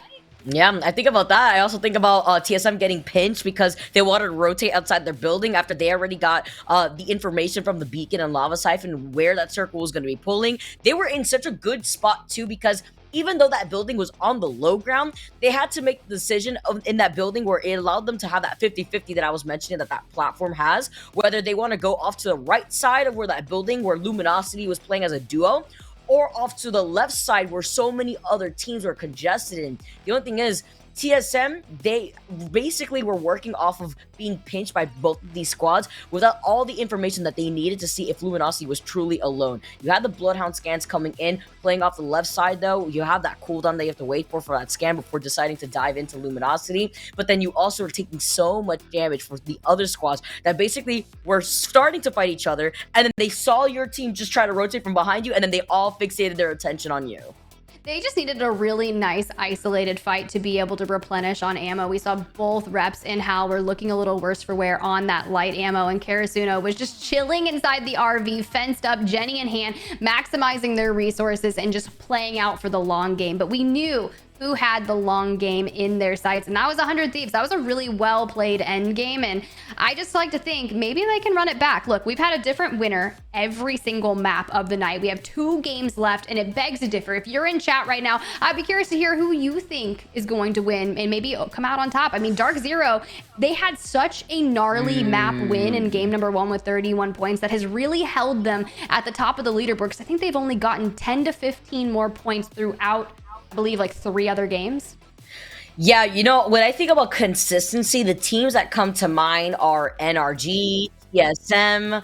I honestly, is it too easy to say TSM potentially? Because I feel like they've been really playing on fire, even though they did get pinched in that last game. But I just think about the consistency, and even though Dark Zero had that one pop-off game, they've been kind of scurrying around for some points here and there. It hasn't been as consistent and as strong as that first game went down. When I think about even NRG, who's been very consistent, I'm thinking about TSM, NRG. I'm excited to see how that's going to play out. And even Luminosity looking really good right now, even playing the end game of that game 4 as a duo. But guys, thank you so much for your patience while we were looking into the stats, while we were looking into what these teams are trying to run. We are ready to load into game number 5. Hey, game number 5. I couldn't be more excited. You said it best. It was your favorite game of the night, and I'm sure our players are feeling the same way. They are looking to shake up the dynamics of the leaderboard. Will Dark Zero be able to hold on to that top spot that they have just been barely clinching on? Because, I mean, this is a very low scoring, to say the least. If the first place winner is sitting in the 40s right now, someone's going to have to make a play for it. Yeah, it was so close too, where we had such a strong start. What, it was like 31 points for Dark Zero after that first game, to a lot of the squads kind of figuring out Storm Point. By game 3, we started seeing that gap close in. Then game 4, we're seeing such a close score between our top 6 squads. Always something nice to see out here. Something nice to see indeed. And hey, let's see where it is. Overlook, a beacon, and the hot zone of the day. Harvester gets a beacon, so CLG will have some information. Lava City has a beacon. I mean, look, but wait, hey, Vicky, is that a north zone? Did I manifest that? Hey, look, at least it won't be a climatizer zone though, Tiff. You did, and we were talking about before, we usually see these northern zones in a World's Edge. What I'm also looking at is that Grandma's building that you mentioned north of Fragment West. That is going to get contested by the squads either leaving Fragment or Skyhook. That's going to be the information that a lot of these teams are going to rely on. But let's talk about the early contention that we're seeing between Dark Zero. They always like to get involved in the fight, and Complexity already finding themselves at a disadvantage thanks to Sharky. Bro, if you're gonna hit headies with a wingman off drop, look, you're already on triple blue. This is disgusting. If you're Complexity, you want to put up the best fight that you possibly can, but sometimes contests are so tough. And now you can see right there trying to make a play for it, but they're going back up the stairs. Zero able to grab a shield swap, so he's got a fresh, and just like that, Complexity sent back to the lobby, and Dark Zero looking to find some early game KP and keep their spot on the top of the leaderboard. Dark Zero heard me talking about consistency, and they said, don't worry, hold this wingman shot real quick, and now they're going to be able to clean up the rest of Fragment East before making the rotation up to the north side. Hey, look, someone's got to do it, right? They heard you. We're like out here manifesting things. Dark Zero getting that early game KP. We're pulling more and more towards Climatizer, but with Epicenter dead center of the zone and having a beacon, the teams that are able to get that third ring information are going to find so much success. But you got Furia up in Climatizer. They're going to find some really nice loot in that POI, but you can see that Rambo's already heading up there. Oxygen on double white. Hills over there vibing on a blue, just a little bit separated off. And you also saw Furia, that land Climatizer, also have an easy way into this northern circle without getting contested by squads that don't want to wrap around Climatizer, seeing if it's going to be pulling towards Epicenter, because even if the teams do wrap around Overlook, they'll have that little hilltop that they could actually utilize between Climatizer and Epicenter without also getting involved. Yo, I'm not gonna lie. Oxygen needs to keep rotating. They need to keep moving because BR Demons is hot on their tails and they have the shield advantage. They are just making their way, but it's Dark Zero continuing on the aggression, and this time they're turning their sights towards ESA. Ooh, Dark Zero, though, fall incredibly low, and ESA get a nice little cheeky angle. The Arcstar's gonna force Sharky over to the side, into the line of sight of Phony. Now playing with just a two-man currently right now. Jen's looking to reset. He doesn't look to his 6. He didn't hear them open the door right behind him, but I love how Zero's able to immediately retaliate, immediately snap, but it's not gonna be enough as ESA clean up Dark Zero. They're out in 19th. Bro, they just opened that door and just said, hello, what is up, goodbye. But now CLG looking to get into this mix, and we've seen so much strength out of them tonight. And you've got Nano with a turbocharged Havoc. Look, that's going to be interesting. He said he chose violence with the Wraith real quick. Oh, got a dink with the grenade, as well as Ira Lily gets onto the second floor off that zip line too. See them now just trying to find a way. Ooh, he gets stuck by an Arcstar. Mamba falls low. He gets decimated over to the other side. Phony cleans him up. And CLG now playing this between Albert Lily and Nano. Look, ESA getting a nice... If you're going to take out a Caustic in a building fight, that's exactly what you need to do. They're able to grab the banner, and it looks like they're just going to cut their losses and try to hit the quick res. But ESA going on that aggressive front, they're able to grab a crack onto Albert Lily and finish it off. They're going to be a down. CLG now eliminated. This is the chaos that I was looking forward to in game number 5. This is the charge rifle being the finishing blow currently, as Furia now get contested by Climatizer. His Watson and Panders fall low, but the shield bat is popped for Panders. He get right back involved into the fight. His Watson can't say the same though, as he gets taken down. It's enemy. I love the movement right now from Capra coming in, gets on top of the crates. The EMP coming in though sets him up at a health disadvantage. Yo, I mean, Capra is so mechanically gifted. I mean, he has some really strong moments, arguably one of the best up-and-coming players, and it's just been a little bit of a journey for him, right? Just trying to get his feet situated in the ALGS comp, and now you see, right, Reptar trying to hit the res. Sentinels, Rambo last alive. Aiden and Xenox both down and out, and that's a really tough position to be in. Vayne gonna go ahead and seal the deal as Sentinels now back to the lobby.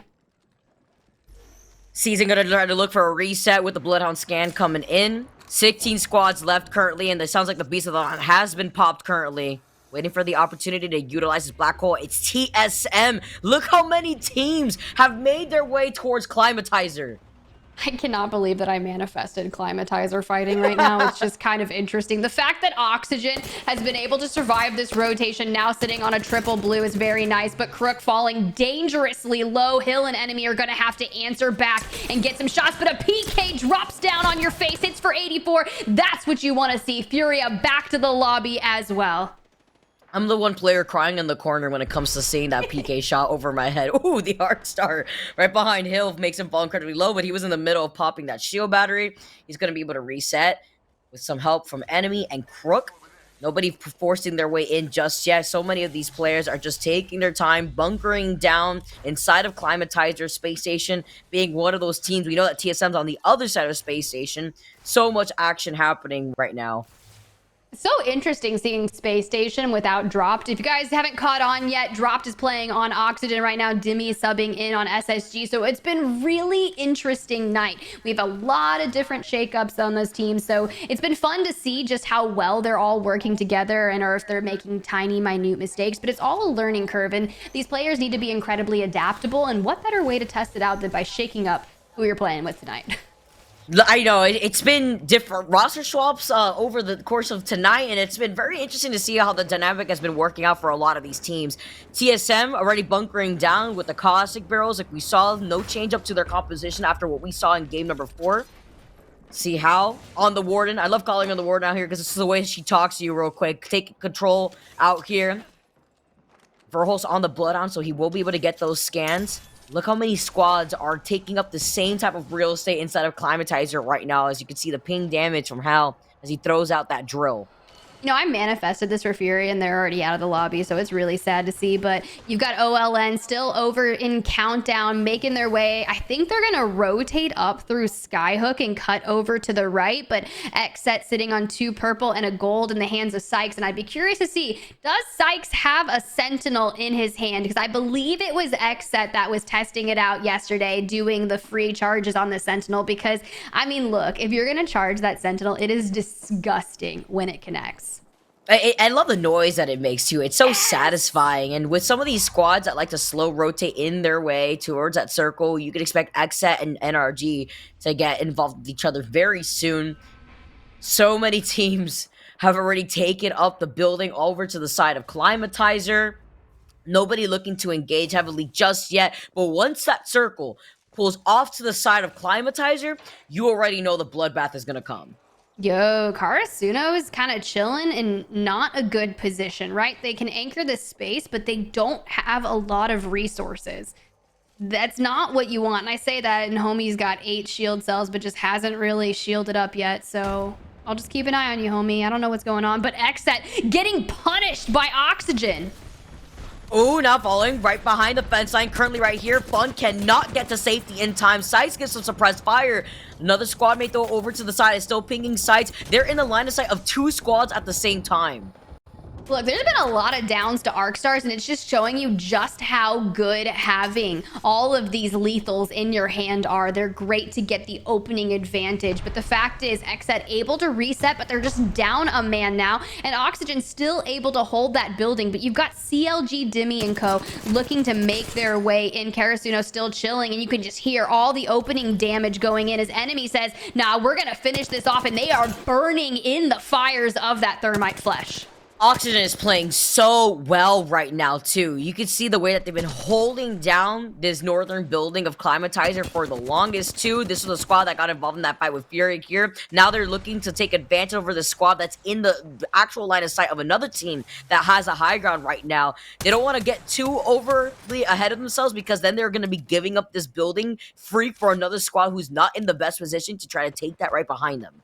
Looks like 100 Thieves wants to get into the mix as well as they find a knock onto one of the members of Xset, but Oxygen not really overextending out of this building. They're on the hard edge and they can hold out any of the teams that were behind them. So they're sitting in a very great position because you know they're aware of teams being on the outskirts and they can just utilize all the information. They have crypto. They can send out the drone, find the resources that they need to tell them, hey, you know, there's still 2 teams over here, or maybe hit up an EMP, but it's 100 Thieves that are working from the mountains, and OLN has started to make their way in, but it's NRG that's late to this area as well, just all the way on the right side of your screen.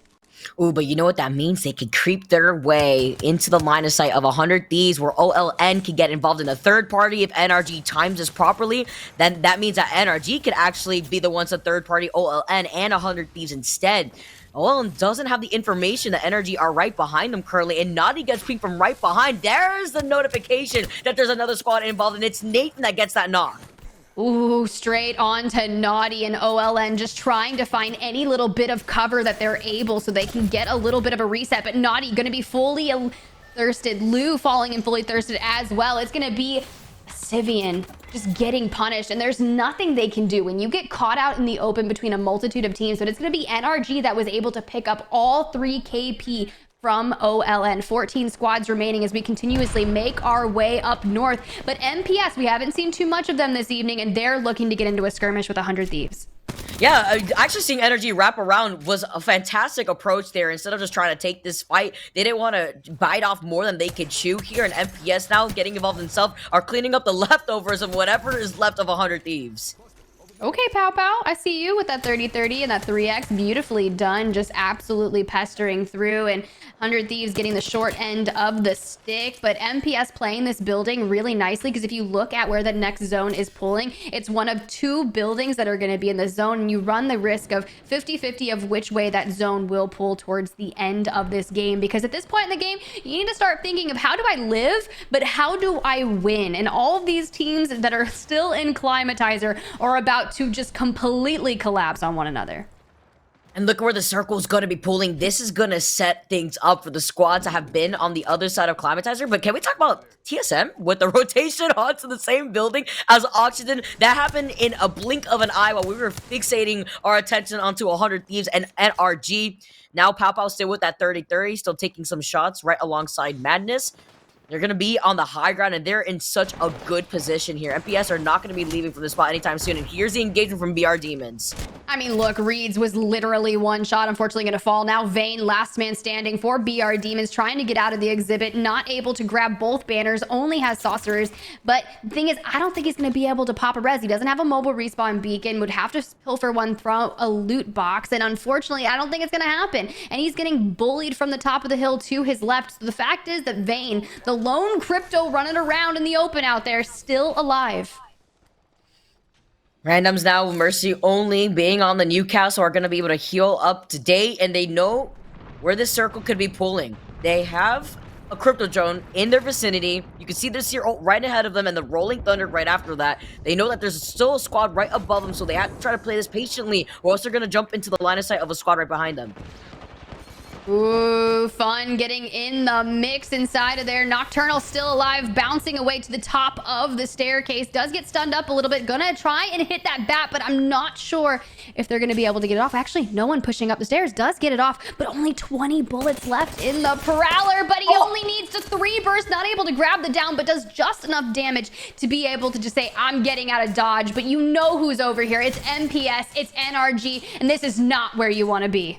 This is so rough. What do you even do at this point right now? You're gonna die to the lava. I mean, even if he were to get into some sort of cover, he still would have gotten shot by the squad that has the high ground. Unfortunate situation, though, as Luminosity now dropped down from their building. This is the fight that they were looking to get involved with here, too. They knocked down Mercy. They see that trade. Enemy Eagle also knocking down Nizul. Randoms get eliminated. Luminosity get eliminated. And TSM are on the rooftop after making their way from one side of Climatizer to the other.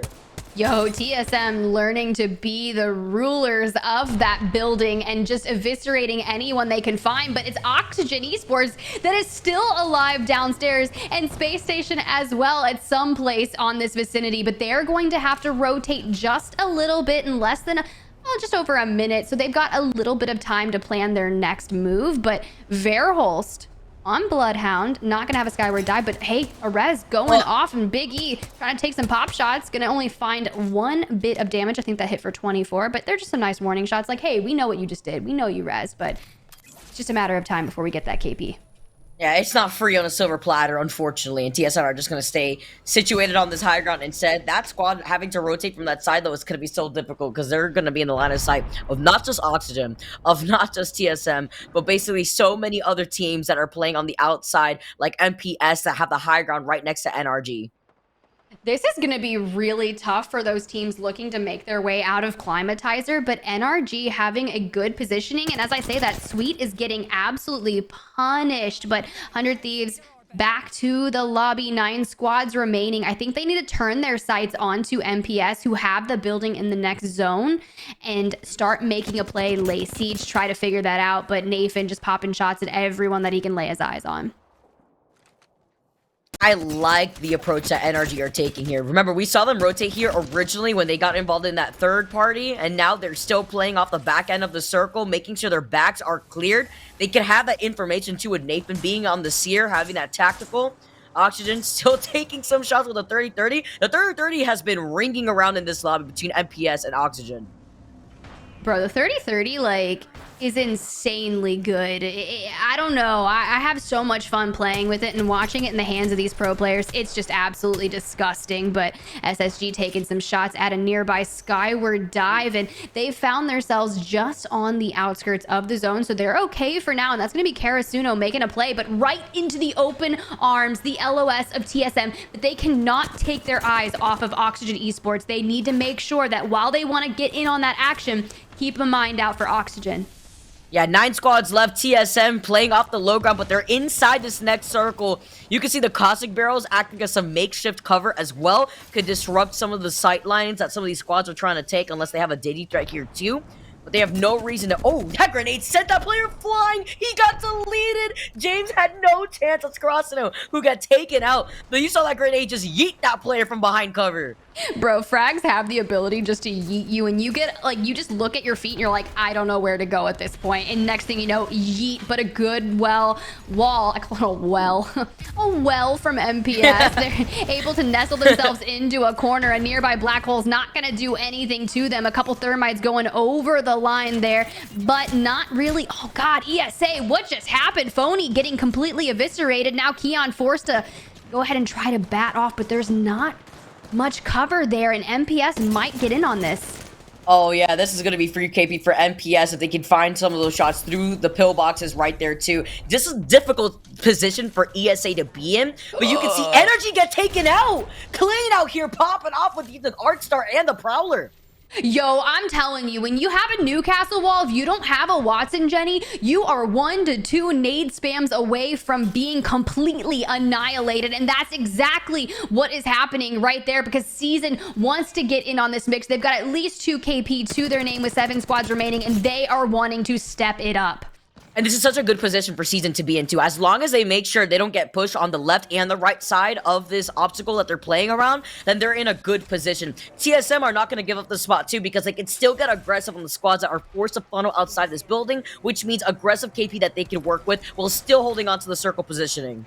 Meanwhile, Oxygen's just inside the building. They've been leveling their Evos for only God knows how long, and just an incoming EMP only going to connect with enemy, but it doesn't even matter. You got 2 reds and a purple going into end game. You have plenty of ammo. There's a Prowler in hand, and you're just ready to find so much success, but you have to move. You have to funnel out through that door into where TSM is holding that fence line, and you know there's a plethora of teams in the nearby distance that are looking to open up with you. They have a 30-30. You have to be aware of that, and TSM is going to put their line of sights onto Oxygen. BR Demons falling off screen. Getting shot at, though, from the other angle is actually good news, though, because TSM know that information. 6 squads left, and Hal managed to get one knock. Space Station get eliminated, and Oxygen are going to meet them right back in the lobby after TSM gets involved with that third party. Nicely timed, and also trying to waver Reptar off, thinking that he could just push with little to no cover. Yo, this is absolute carnage. The fact that we just got down to 4 squads and now MPS fully on red. So much loot, able to get a lot of ammo. Now down to your final 3 teams, and MPS looking to position themselves to win this. NPS, TSM on the other side. So many squads had made their way basically with little to no cover from the high to low ground here in Climatizer, but it's one of those Climatizer outskirts zones right here that is always so interesting to see. Some circles that we are very used to seeing, Tiff. Oh, and I love that we're going to go into this from MPS's point of view. You can see Season on the right side of your screen, TSM in the center, and MPS. And now, typically, when you have the 3 squads, right, we always see one team is going to look to force the other 2 to fight, or one is going to get inted on and trying to be able to finish that fight as immensely quickly as possible so they can take minimal damage and turn their sights onto the last team. But it's who can play this the best. You've got Caustic, Reps trying to barrel walk and isolate Season from pushing in on them. I love how they're using Reps' barrels as a way to create a path for themselves. Oh, that was so smart too. He forces him into his line of sight with the drill to get the ping off of him with the wingman, but Reps pushes a little bit too far, gets immediately dinged by the RE45. The trade for trade from Burhos and to Klein, and MPS have the number advantage right now to get involved. Because that's exactly what happens once you start isolating your fight towards one team. That third team is going to walk in and try to clean it up. Season falls, and now MPS just needs to clean up the remnants of TSM to be able to take the victory here. have the advantage and they take the W in game number 5. TSM played that so well, even with the Mad Maggie Wrecking Ball, but unfortunately losing out on reps a little too early in that previous fight versus Season. Still, that was an insane endgame between MPS, TSM, and Season. Goes to show you how incredibly powerful the RE45 is in the hands of some of these players, because Reps looked away to reposition and set his sights on the next player, and within literally 5 seconds he went from full health to being on the ground like needing life alert. So it was really unfortunate, but let's look through a lot of the replays of the game here. Map number 5 done and dusted. Yeah, you mentioned the RE45. Hearing the RE45 ringing in my ears, it's just like that disruptor round PTSD that I get after hearing that weapon. It basically counts as another player entirely. But a lot of the chaos went down on the northern building side of Climatizer, where we saw TSM with the quick rotate onto the high ground of that second building. Oh, and it was this push The right wrecking here, ball. the double knockdown play to be able, but that cheeky wingman angle coupled with the Maggie riot drill was just impeccably done. Yeah, guys, this is actually insane here. Between these final 3 squads and MPS taking the W, MPS had rotated from the high ground into that final circle with little to no squads to contest them from behind. TSM, though, finished on top with 9 KP to their name. See, MPS, even though they took the W, they only had 6 KP, but they tied it with TSM with 18 total points. Look, TSM might not be walking away with the win, then they probably realized that. They probably were like, hey, let's just get the KP, let's clean this up, and it proves out to be completely worth it. They have been so consistent as of late, especially here today, and with Dark Zero in 10th place with only 3 points, it's only a matter of time before we see them evicted from the top of the leaderboard. What does this mean, though, for the overall leaderboard, I wonder here? Especially seeing Dark Zero, unfortunately, fall. You could see in that 10th place spot, yeah, they got 3 KP, but they didn't get the placement points that they really wanted. And that's where you're just going to make a lot of those points. But CLG out in 20th, Furia out in 18th. It's just really been like a roller coaster few games for these teams that are playing here tonight. But for those of you in chat, please remember there is a Seer heirloom giveaway that is going on. Make sure you get entered in on that, because after this quick break that we're about to jump into, we're going to announce a winner. As a way to create a path for themselves. Oh, that was so smart too. He forces him into his line of sight with the drill to get the ping off of him with the wingman, but Reps pushes a little bit too far, gets immediately dinged by the RE45. The trade for trade from Verhulst and to Klein, and MPS have the number advantage right now to get involved. Because that's exactly what happens once you start isolating your fight towards one team. That third team is going to walk in and try to clean it up. Season falls, and now MPS just needs to clean up the remnants of TSM to be able to take the victory here. Yeah.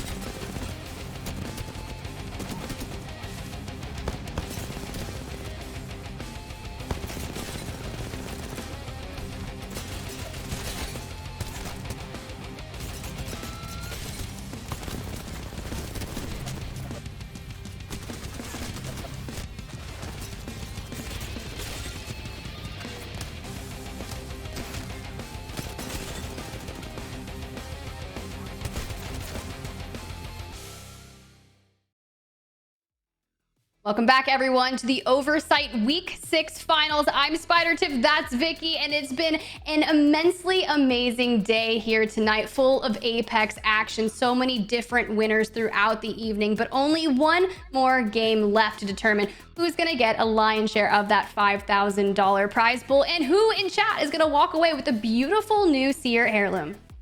Yeah, it's great to see that we have these type of giveaways in this community too, because that Seer heirloom looks absolutely fresh. You talked about heirloom. Well, he definitely is going to be giving you a nice haircut with those double wielding heirloom sides, but it's also really cool to be involved in a giveaway like this. I know some of you guys see me getting involved in the chat, but I'm wondering who our winner is out here.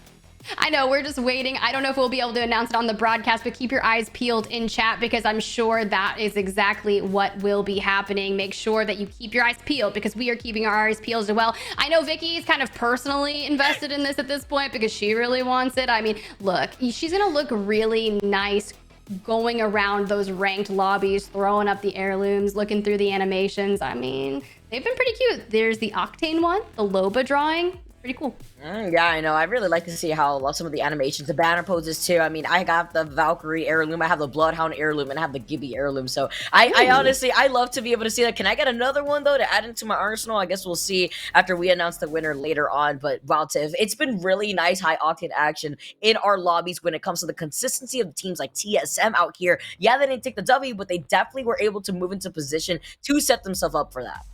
Well, let's see just how they set themselves up. Let's get that leaderboard on your screen so we can get an updated. It's TSM on top with 57 points. Dark Zero has finally fallen out of the top 3, finding themselves in 4th place, but it's ESA finding themselves in 2nd and Luminosity rounding out the top 3. So a little bit of a different look.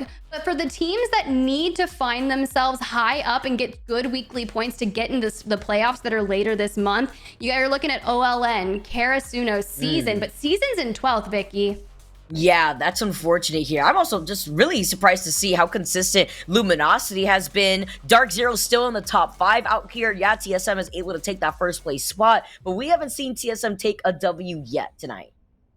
I mean, at this rate, they don't even need to get the full W. They got 2nd in map number 5. They had the 9 eliminations. As long as they're getting those kills, that is what they need to do. And I think at one point, Raven, during his watch party today, people were asking, like, you know, what is your goal? Like, what are you trying to do with TSM? He's like, I want to make all those other teams feel hopeless when fighting against TSM. And I was like, yo, that's savage, bro. And I mean, it's paying off because TSM is looking so good in a lot of their fights.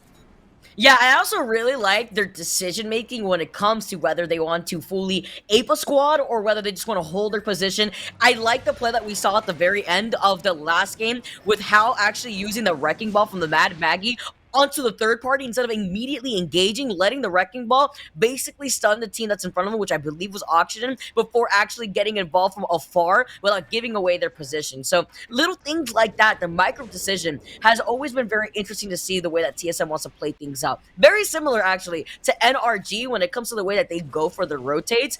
But seeing this circle, seeing another southern circle, means that TSM with the Beacon and Lava Siphon are going to get word of where that circle is going to be pulling before making their next move. Oh gosh, we're getting a zone that's pulling towards Thermal Station, which makes me think back to the regional finals where ESA came out on top. That last game, that ending on the outskirts to the right of Thermal Station. I wonder if that's where it's going to pull, but the first thing that catches my attention is why are there 3 teams in Fragment? There is no way. I know TSM used to land over here in Frag East, and sure, they buffed the loot pool over here, but having 2 teams split that and 1 team in Frag West, this just makes for just a very interesting dynamic. And we saw Dark Zero kind of completely take down Complexity in last game, and this fight's taking a little bit longer to happen, and I'm curious to see if Complexity is just going to loot up quick and kind of begin their rotation, or if this fight against Dark Zero is going to happen again. Yeah, we have to see. I mean, iShiny already took some warning shots. You can see him healing up with the White Evo real quick before they start rotating around the other side of Fragment to see if they can clean up some extra loot. But Luminosity, not having that sort of contention, actually being able to take their time. They have the beacon right there, so they'll have that next set of information, and they have some nice loot to work with between the purple Evo and the blue Evo for Jaguares. Oh, God, I love when you say the name. It just sounds so good, Vicky. I mean, one day I'm going to work on my pronunciation. We got this at Langro. We got it. We're going to study up. We're going to do the best that we can. But TSM right now on the move, hunting for their next victims. And it just seems like they want to get set up and get towards Thermal Station, because we talk about a lot of the rotations on World's Edge and trying to get all the way from either mid-map or the northern side of World's Edge all the way down to Thermal Station. It can be quite a journey. Yeah, look how many teams like TSM actually taking the jump tower already in the middle of rotating, saying, you know, we're not going to take and learn our lesson from game number 4 after we saw pull towards tree. We're just going to get ahead of the curve currently. Right now is CLG involved in this early skirmish too. They're going to be inside this building, and with their composition, they can take their time. You know, Mamba's on that Cossack, so he's going to be able to set up shop with that Cossack barrel. This is the same fight that we saw in map number 4 because it's a similar rotation, right? We were both rotating down towards tree, which is the southern zone. So of course, Oxygen is going to be making their way through Harvester. But this time, CLG is not actually in Harvester. They're on the outskirts, pushing right where Oxygen's going to be heading. So curious to see how that pans out while they're setting up. But as Furia begins their journey towards the south, they've made it to Epicenter and they have to face off. Oh, and they have the high ground though right now. Even though Pandas doesn't have a sight on that wingman, we know how strong the iron sights on that gun could go here. Capro though, on the other hand, has a 2x4, one of my favorite scopes, and he's got it on the R301. So with the smoke though, it's gonna block their vision over on the site of where that squad is gonna be looking at them from, while Fury are actually just gonna go for a longer rotate. Yeah, that supply bin was one of my favorite supply bins that I've ever seen. A nice shield and an R301. And a lot of people have been talking about the ammo placement inside those bins. They've switched up, so a lot of people are like, huh, that's kind of interesting to see. But Reps toying with the Caustic Ultimate. Like, hey, I've just got to utilize this at the proper time. And having that ability to utilize it when you're nestled inside a building is just going to spell success for TSM. And the way that they're playing too, energy in an early fight though, currently in their POY over on the low end of staging. It's BR Demons that actually are going to be found in this rotation right underneath them. They get one up, but it's a trade for trade as Saucer also goes down, which means those Watson fences won't be able to go up. Reach tries to destroy that Seer open. Here's that other player. The PK hipfire shots finds its mark and breaks that shield. Oh, this is so tough. The PK can be so good, but it's just a slow fight. And if you're going to miss a shot, that's how you know it's going to be going down. But Vayne, okay, Vayne, we see you. NRG actually eliminated because 100 Thieves is in a nearby vicinity and they want to get in on that action. But now you only have Vayne last up, but he is the crypto player. So if he can get out of dodge, he can use the drone to grab banners when necessary. Vayne was literally one shot. The wing bro coming in clutch right there. 100 Thieves seeing the Loba bracelet yeet right behind them here too. You see some shots getting taken onto that squad that's now getting involved from the high ground. It's CLG that heard the fighting going down over in their little building, that neighbor's Harvester over by the west side, and now they made their way towards staging. It seems like they just kept moving because the last we saw, they were kind of holding out Oxygen and nestled inside a building, but they're ready to get aggressive. Albrelelli jumping down onto the bridge, throwing out the drill charge and just trying to push towards 100 Thieves. But look at that. I think TSM just ulted Crummy, Enemigo, and Co. So they're sitting inside just tanking the gas. Oh, how with the wrecking ball? Okay, I mean, they're right behind a Newcastle wall. They thought that they could get ahead of themselves. They take down Reps, so they have the number advantage. And I could hear a skyward dive somewhere in the distance. Yo, I know Miley just released a new song, but I'm trying to be out here singing, I came in like a wrecking ball. No, I'm not gonna sing it here. But now let's see, they're going for the res onto Reps, so they're trying to get a clean reset. You mentioned it, a skyward dive in the vicinity, so they need to put this fight to bed before it gets too long, and Verholst able to grab it down onto Enemigo, but they're taking so much damage. I didn't know what these TSM comms are sounding like right now as how it gets taken down, but at least Reps could go in for the reset. Verholst is still alive. They're playing inside the building, and there's that third party now getting involved. How is going to be able to get res, and what's great about this is that with Reps getting the reset, means that he could bunker down before the third party moves in, and it's Oxygen who were actually the squad to get involved. Oh, let's go, Oxygen. We love to see it. Enemy does get punished from opening that door. It's just a little too soon, but does have the Watson Jenny available to go for that quick reset onto Shields, and Hill just trying to find a cheeky angle with the 3x on the Sentinel. It just needs a slight little look-see at your head, but no one's going to peek it just yet. No givesies, no looksies. With the flatline and the Anvil receiver, he's just playing the corner nicely. Oxygen's been playing this so well, though, in the back end bump with the mistiming on engaging while TSM was down. How? That's the importance right there of Reps just being involved and being on the Caustic. Let's jump into a listening with TSM to see what their next move is going to be. It's full 3-man. If we broke their drone, is there somebody? Okay. They might peek off of that. I'm watching the backside. 60 I mean, on if they're one. hard pushing. Walls has blue. I have a trap one now. bat. I'm gonna move up and throw a trap. I have one bat. We can't really do anything. We just kind of Drop wait. your They bat, backed up, I drop your think. bat. Grab that.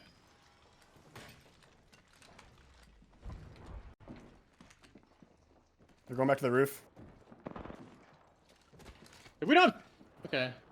My ult's at 60. Evan, Jordan, just stay your ass back there. I have to trap up the other doors too.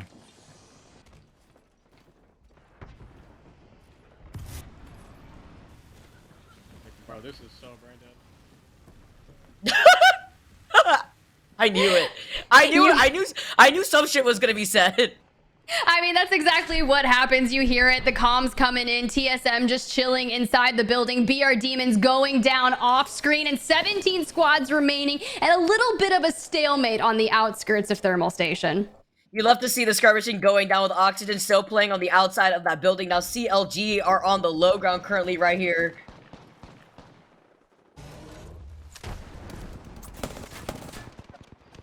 Exit, Prowler in hand, just taking shots at everyone, but Fun getting punished, forced to slide down the stairs, and someone is in hot pursuit of Fun.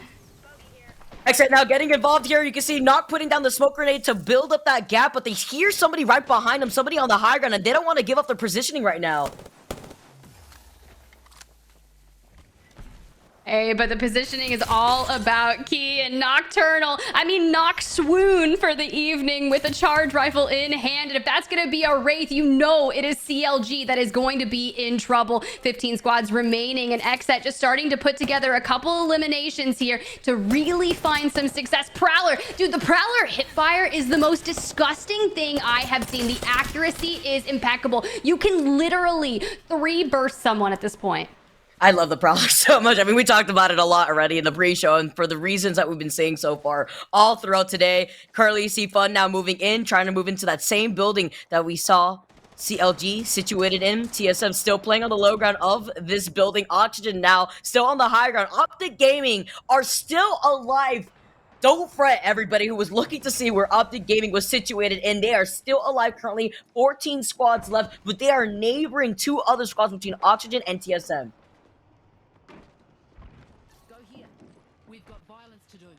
I'd be curious to hear what the comms are looking like right now, but the pings are going out, so they're looking to make a course of action. But for now, Luminosity just vibing on this building by the jump tower. I wouldn't be too alarmed if they're gonna go anywhere too crazy just yet. A little calm before the storm, but Furia looking to get into a little bit of a scuffle over here in Harvester. They have the low ground, which means that Season, I feel like, can just take a lot of shots at them, and it's gonna be unfortunate. So disengaging here is the correct call. Yeah, I like that decision actually right here. He's moving. He has to show them the Bangalore dash real quick before he backs away, but the circle's closing in right to their back, so they have to take the Skyward dive out of here. I just want to sing again, Vicky. I just want to hit him with a good song. Just kidding. But Skyward dive enacting. They want to make their way over and out of Harvester. They're getting the information that there's a team nearby on the bridge, but Panders just keeps on going. Moving on to the next jump tower, but we can't take it yet because guess who's in their line of sight? It's going to be Dark Zero 2. Sharky took a good amount of damage. Look like there's a squad on the other side of those train tracks right here, but they're looking to get involved. They send out the Seer ult to control that space. They don't catch anybody, so they're just going to rotate off to the right side. You know, it's kind of interesting because Dark Zero, they were always getting in some of those early game skirmishes over in Frag, but that didn't happen this game, right? It's the final game of the night, $5,000 on the line, $2,300 for first place, and a lot of these teams looking to find themselves at the top of the leaderboard. And we knew coming into this that TSM was at the top, and so far they're still alive and well. And well, look at this zone. It's not the one I was thinking of from like the ALGS regional finals for NA, but this is equally horrid. Like, this is straight up disgusting. I love how you say that because sometimes at the zone, the ones that I don't like are the ones that take a lot of the space of the mountain side of this area between Thermal Station and Tree. Sometimes you get the other side of the mountain where Dark Zero is currently right now, chasing after Reptar. But with TSM predicting where the circle pool was going to be, this is a good spot for them. My only worry is if the circle pool's away off that building, closer to where MPS is situated on the high ground, MPS are going to be in the God spot if no other team is on their 6. I mean, they held that building in map number 5 when we were going up towards Climatizer so well, one of the last standing buildings, which gave them the ability to make a push for the fence. And it seems like they're able to position themselves really well for the longevity of the map and like how to win, right? But it's still going to be really tough. There's a lot of choke points, and with a lot of teams running Bangalore, you're going to have rolling thunders that you have to be incredibly aware of. You got Senox, has the ability for his ultimate still, and just needs to time this fight properly. Misses some of those end shots right there. Having to back away, Aiden. Drops down to the low ground. He's got the gravity lift to reset real quick. Gonna get onto the high ground currently right now. I like the repositioning because there's little to no cover beyond that little train cart, so Sentinels are just gonna be able to back away. Here is Dark Zero still right on top of Furia. They have not let Furia rotate safely on this side. So we know that Furia did take to the skyward dive to rotate, and they did get word that there was a team nearby the bridge. That must have been Dark Zero, and now a lot of resources are coming out for this fight, and Panders is going to be the opportunity that Dark Zero needed are now full. So it's a 3v2 situation against Furia. Can his Watson and co clutch this up? Zero falls so low though off to the side. Oh, his Watson drops down too, over, but Sharky falls also incredibly low. This trade on trade between Dark Zero and Fury is actually insane. Bro, it was Reptar coming in with a G7 scout because Season wants to get in on this. They have the information. That person in front of them is literally one. Sure, they're able to get off a couple shield cells, but it's not going to be enough because here comes the incoming Arc Star spam by Reptar, and that is probably going to be the most damaging thing alongside, coupled with that Prowler. Bro, they are here to play. Reptar said, I don't need to shoot you from the top of my gravity lift. I can find you on my way down. Hakulo also finding some of these shots through that Seer ult. That shows how strong that Seer ult is. Your Bangalore smokes will not save you here as Luminosity now get involved as a full 3-man here this time. Approaching over by the side of Thermal Station. Nice beamage with the bolt right here from Yanya. Oh, dude, Yanya back in action. And map number 5, I think the Steelos set in for him, and they are on the hunt. And just like that, Season eliminated from the lobby. But that's not all. They're taking Furia with them as well. LG just cleaning house on the outskirts of this ring. And 100 Thieves out here scurry with the Kraber shot as well. So much action happening on each side of this mountaintop currently right now. Luminosity, though, they beamed in that fight. Even with the Wrecking Ball finding its knock, Oxygen have been harassing TSM in the back end of this building for so long, and TSM know it. That's why you see Hal throwing out that drill, letting them know, you know, we heard their thoughts when we did the listen-ins, and they're just not going to be moving out of that spot anytime soon. Yo, just imagine Hill is just stashing ultic cells and their Oxygen sitting there farming TSM with the EMP. Could you just imagine that happening? Speaking of farming with an EMP, 100 Thieves hitting with an EMP as well. Scurry going on that tactical for Loba, repositioning. 9 shots of a Kraber left, and it's going to connect. That Seer is getting cracked. That was actually disgusting, Scurry. I mean, can we roll back the tapes? Can we see that shot again? He's got 1 by 1 too. He's got a few of those clips that he could play off of with those Kraber shots. Anu real quick, just with the overlook on the high ground currently. Can they get Gent? They know that somebody's right in front of them, but Anu knew that there's somebody behind him. He just turned around a little too quick. Oh, that is not what I wanted to see happen, but it's Luminosity that wants to get into this fight, right? If you can catch a team completely off guard, that is exactly what they are doing. Now, Yanya just utilizing Valk to just move throughout this map and just go up, find a knock, drop back down, heal, and then just completely pester 100 Thieves. But you've got Nano still alive over there. I'm not sure because his name just dropped. I might have just cursed him. He might have just died. Yeah, no worries, but Optic's still alive and well, so that's a good sign, Vicky. That's always nice to see when you're not getting involved in those fights that are happening either by the rotation out of tree or the rotation out of station currently right now. You can see them look in each direction. Even if they did move away from this spot, though, they have a fence line to their left to avoid getting shot by the squad that may be holding the mountaintop that's north of Thermal Station that has the high ground. I love that they're all just still here. I just feel the ring is coming here, right? So that's great. They've been living here for so long, but you've got to be going out on resources. But look at this isolated 3v3 between Xset and LG. This is going to be nice. Yanya's a little bit out of commission right now because he took way too much damage, forced to pop a med kit. So now they're reassessing and the Rolling Thunder comes out. With 6 squads left, we're seeing Optic Gaming in the top 6. This is not a surprise, but Luminosity out here cleaning up so much KP, so much damage. The Wrecking Ball is going to allow Exit to initiate after getting that knock onto one of Luminosity Gaming's own. Yeah, but you just don't want to go out here. This can be such a powerful game here in map number 6 for you that could really jut you off the leaderboard. Thankfully, you can play that shield, Yanya, and you are disgusting fun going to fall as the absolute beams come out. Now he's going to drop down and try to stick the res, and unfortunately, Neasel's going to get thirsted, but they are able to grab the banner, and Missile Swarm's going out. They want to deny this res, but I'm not sure if they're going to try to stick it. The smoke grenade finished Nizel. That is so unfortunate, especially at that angle. We take those as Yanya is not able to get that res. Does get the banner real quick. And the reset too on the other side as Exit are looking to take care of Wawades.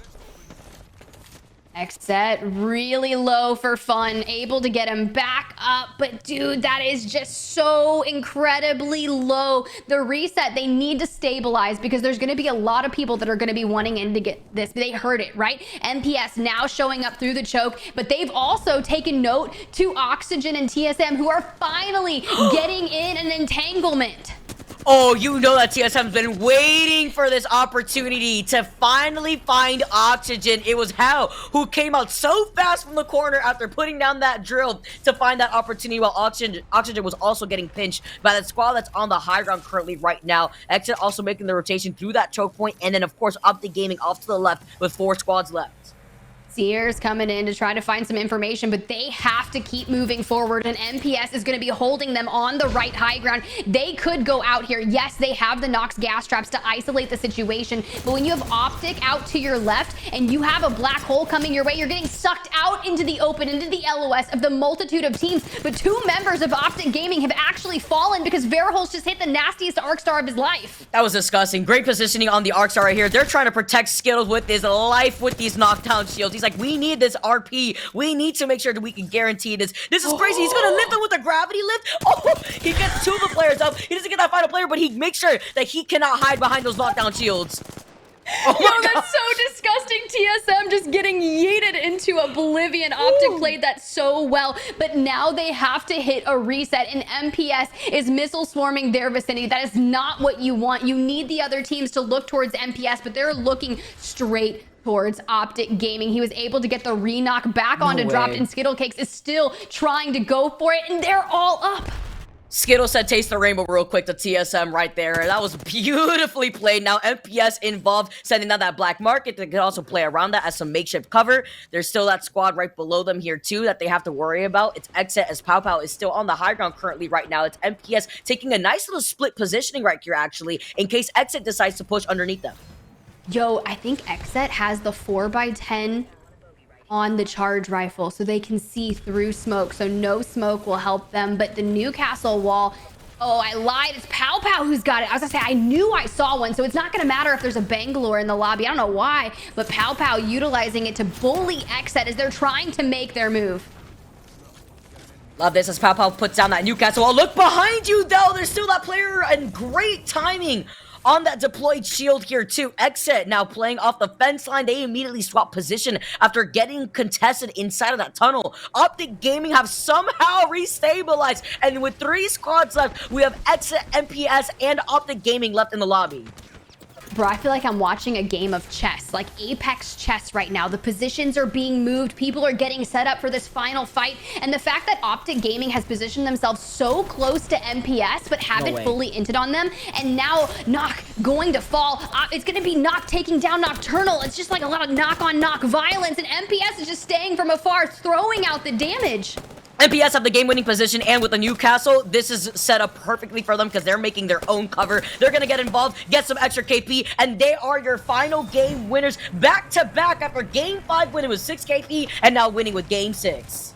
I mean, look, that's what you need to do. Play it smart in the end games. We talk about how can you force the other 2 teams to fight, whether or not you're playing for second, or if you think you can int on a team and finish that fight quickly, shield swap, and then turn your attention on to the next team. It's just really challenging, but MPS staying on that high ground where Exet came in from the low ground and Optic at a disadvantage where TSM was in those buildings trying to reset. They really didn't have the opportunity to really get a good end game positioning, so they had such a disadvantage, but overall well played by all 3 teams. And we were talking about with the circle pulling in outside of those buildings, how there was little to no cover if any team decided to make their way on the high ground. And that's what we saw really play out there when it comes to the funneling of some of these teams that had to either play for second or even third in that case. MPS had a great composition to work with in an open field. And also, gotta give a shout out to Optic Gaming. They had some troublesome games, but they really pulled through, even trying to get second place for this final game.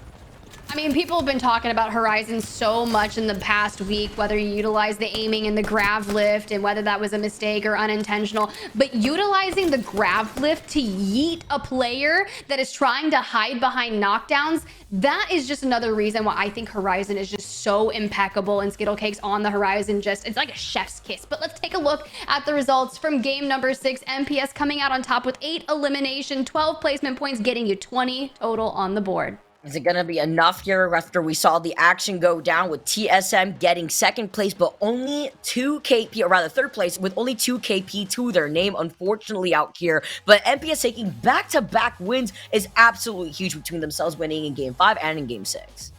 I mean, it's rather tough, right? TSM, getting 7 points out of this game. Not bad considering they were held up in that end game building for the duration of the entirety of map 6, right? And you had Oxygen Esports just breathing down your necks trying to fence you in. So rather tough, right? But the fact is they finally got to eliminate Oxygen Esports from that game. And I'm sure they just felt good enough alone about that. Yeah, that was a contention that was lasting for 3 circles between TSM and Oxygen. Well, let's take a look at the overall standings after the action that went down between the course of these 6 games.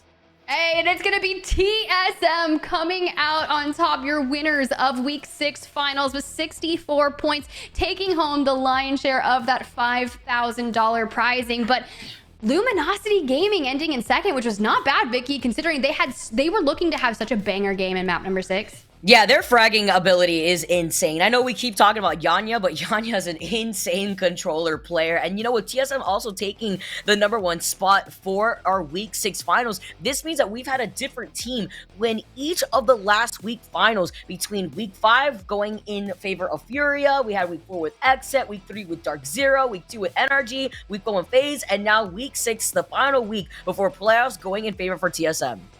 I mean, that's what we're looking at now. If we've got playoffs on the line, $20,000 at the end of the month, the top 20 teams from the weekly standings will be advancing on to the playoffs. It's going to be a really exciting time. Congratulations to all the teams that competed here tonight. And once again, congratulations to TSM, who came out on top.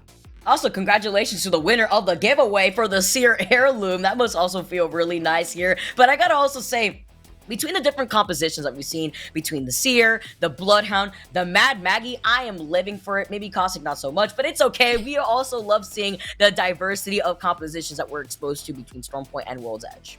Yeah, overall, it's just a really good time seeing as we've moved away from the Caustic Gibby. We don't have a ton of bubble fights anymore, and I don't think we'll be seeing them anytime soon. Even with ALGS Split 1 playoffs on the horizon, I don't think anyone's really going to be reverting back to that. It's just been an absolute joy. And Vicky, honestly, it's been really exciting being here on the desk alongside you once again. Always a pleasure. We had an amazing time, so much action, brilliant observers, a brilliant production crew behind the scenes being able to bring all the action for those in chat.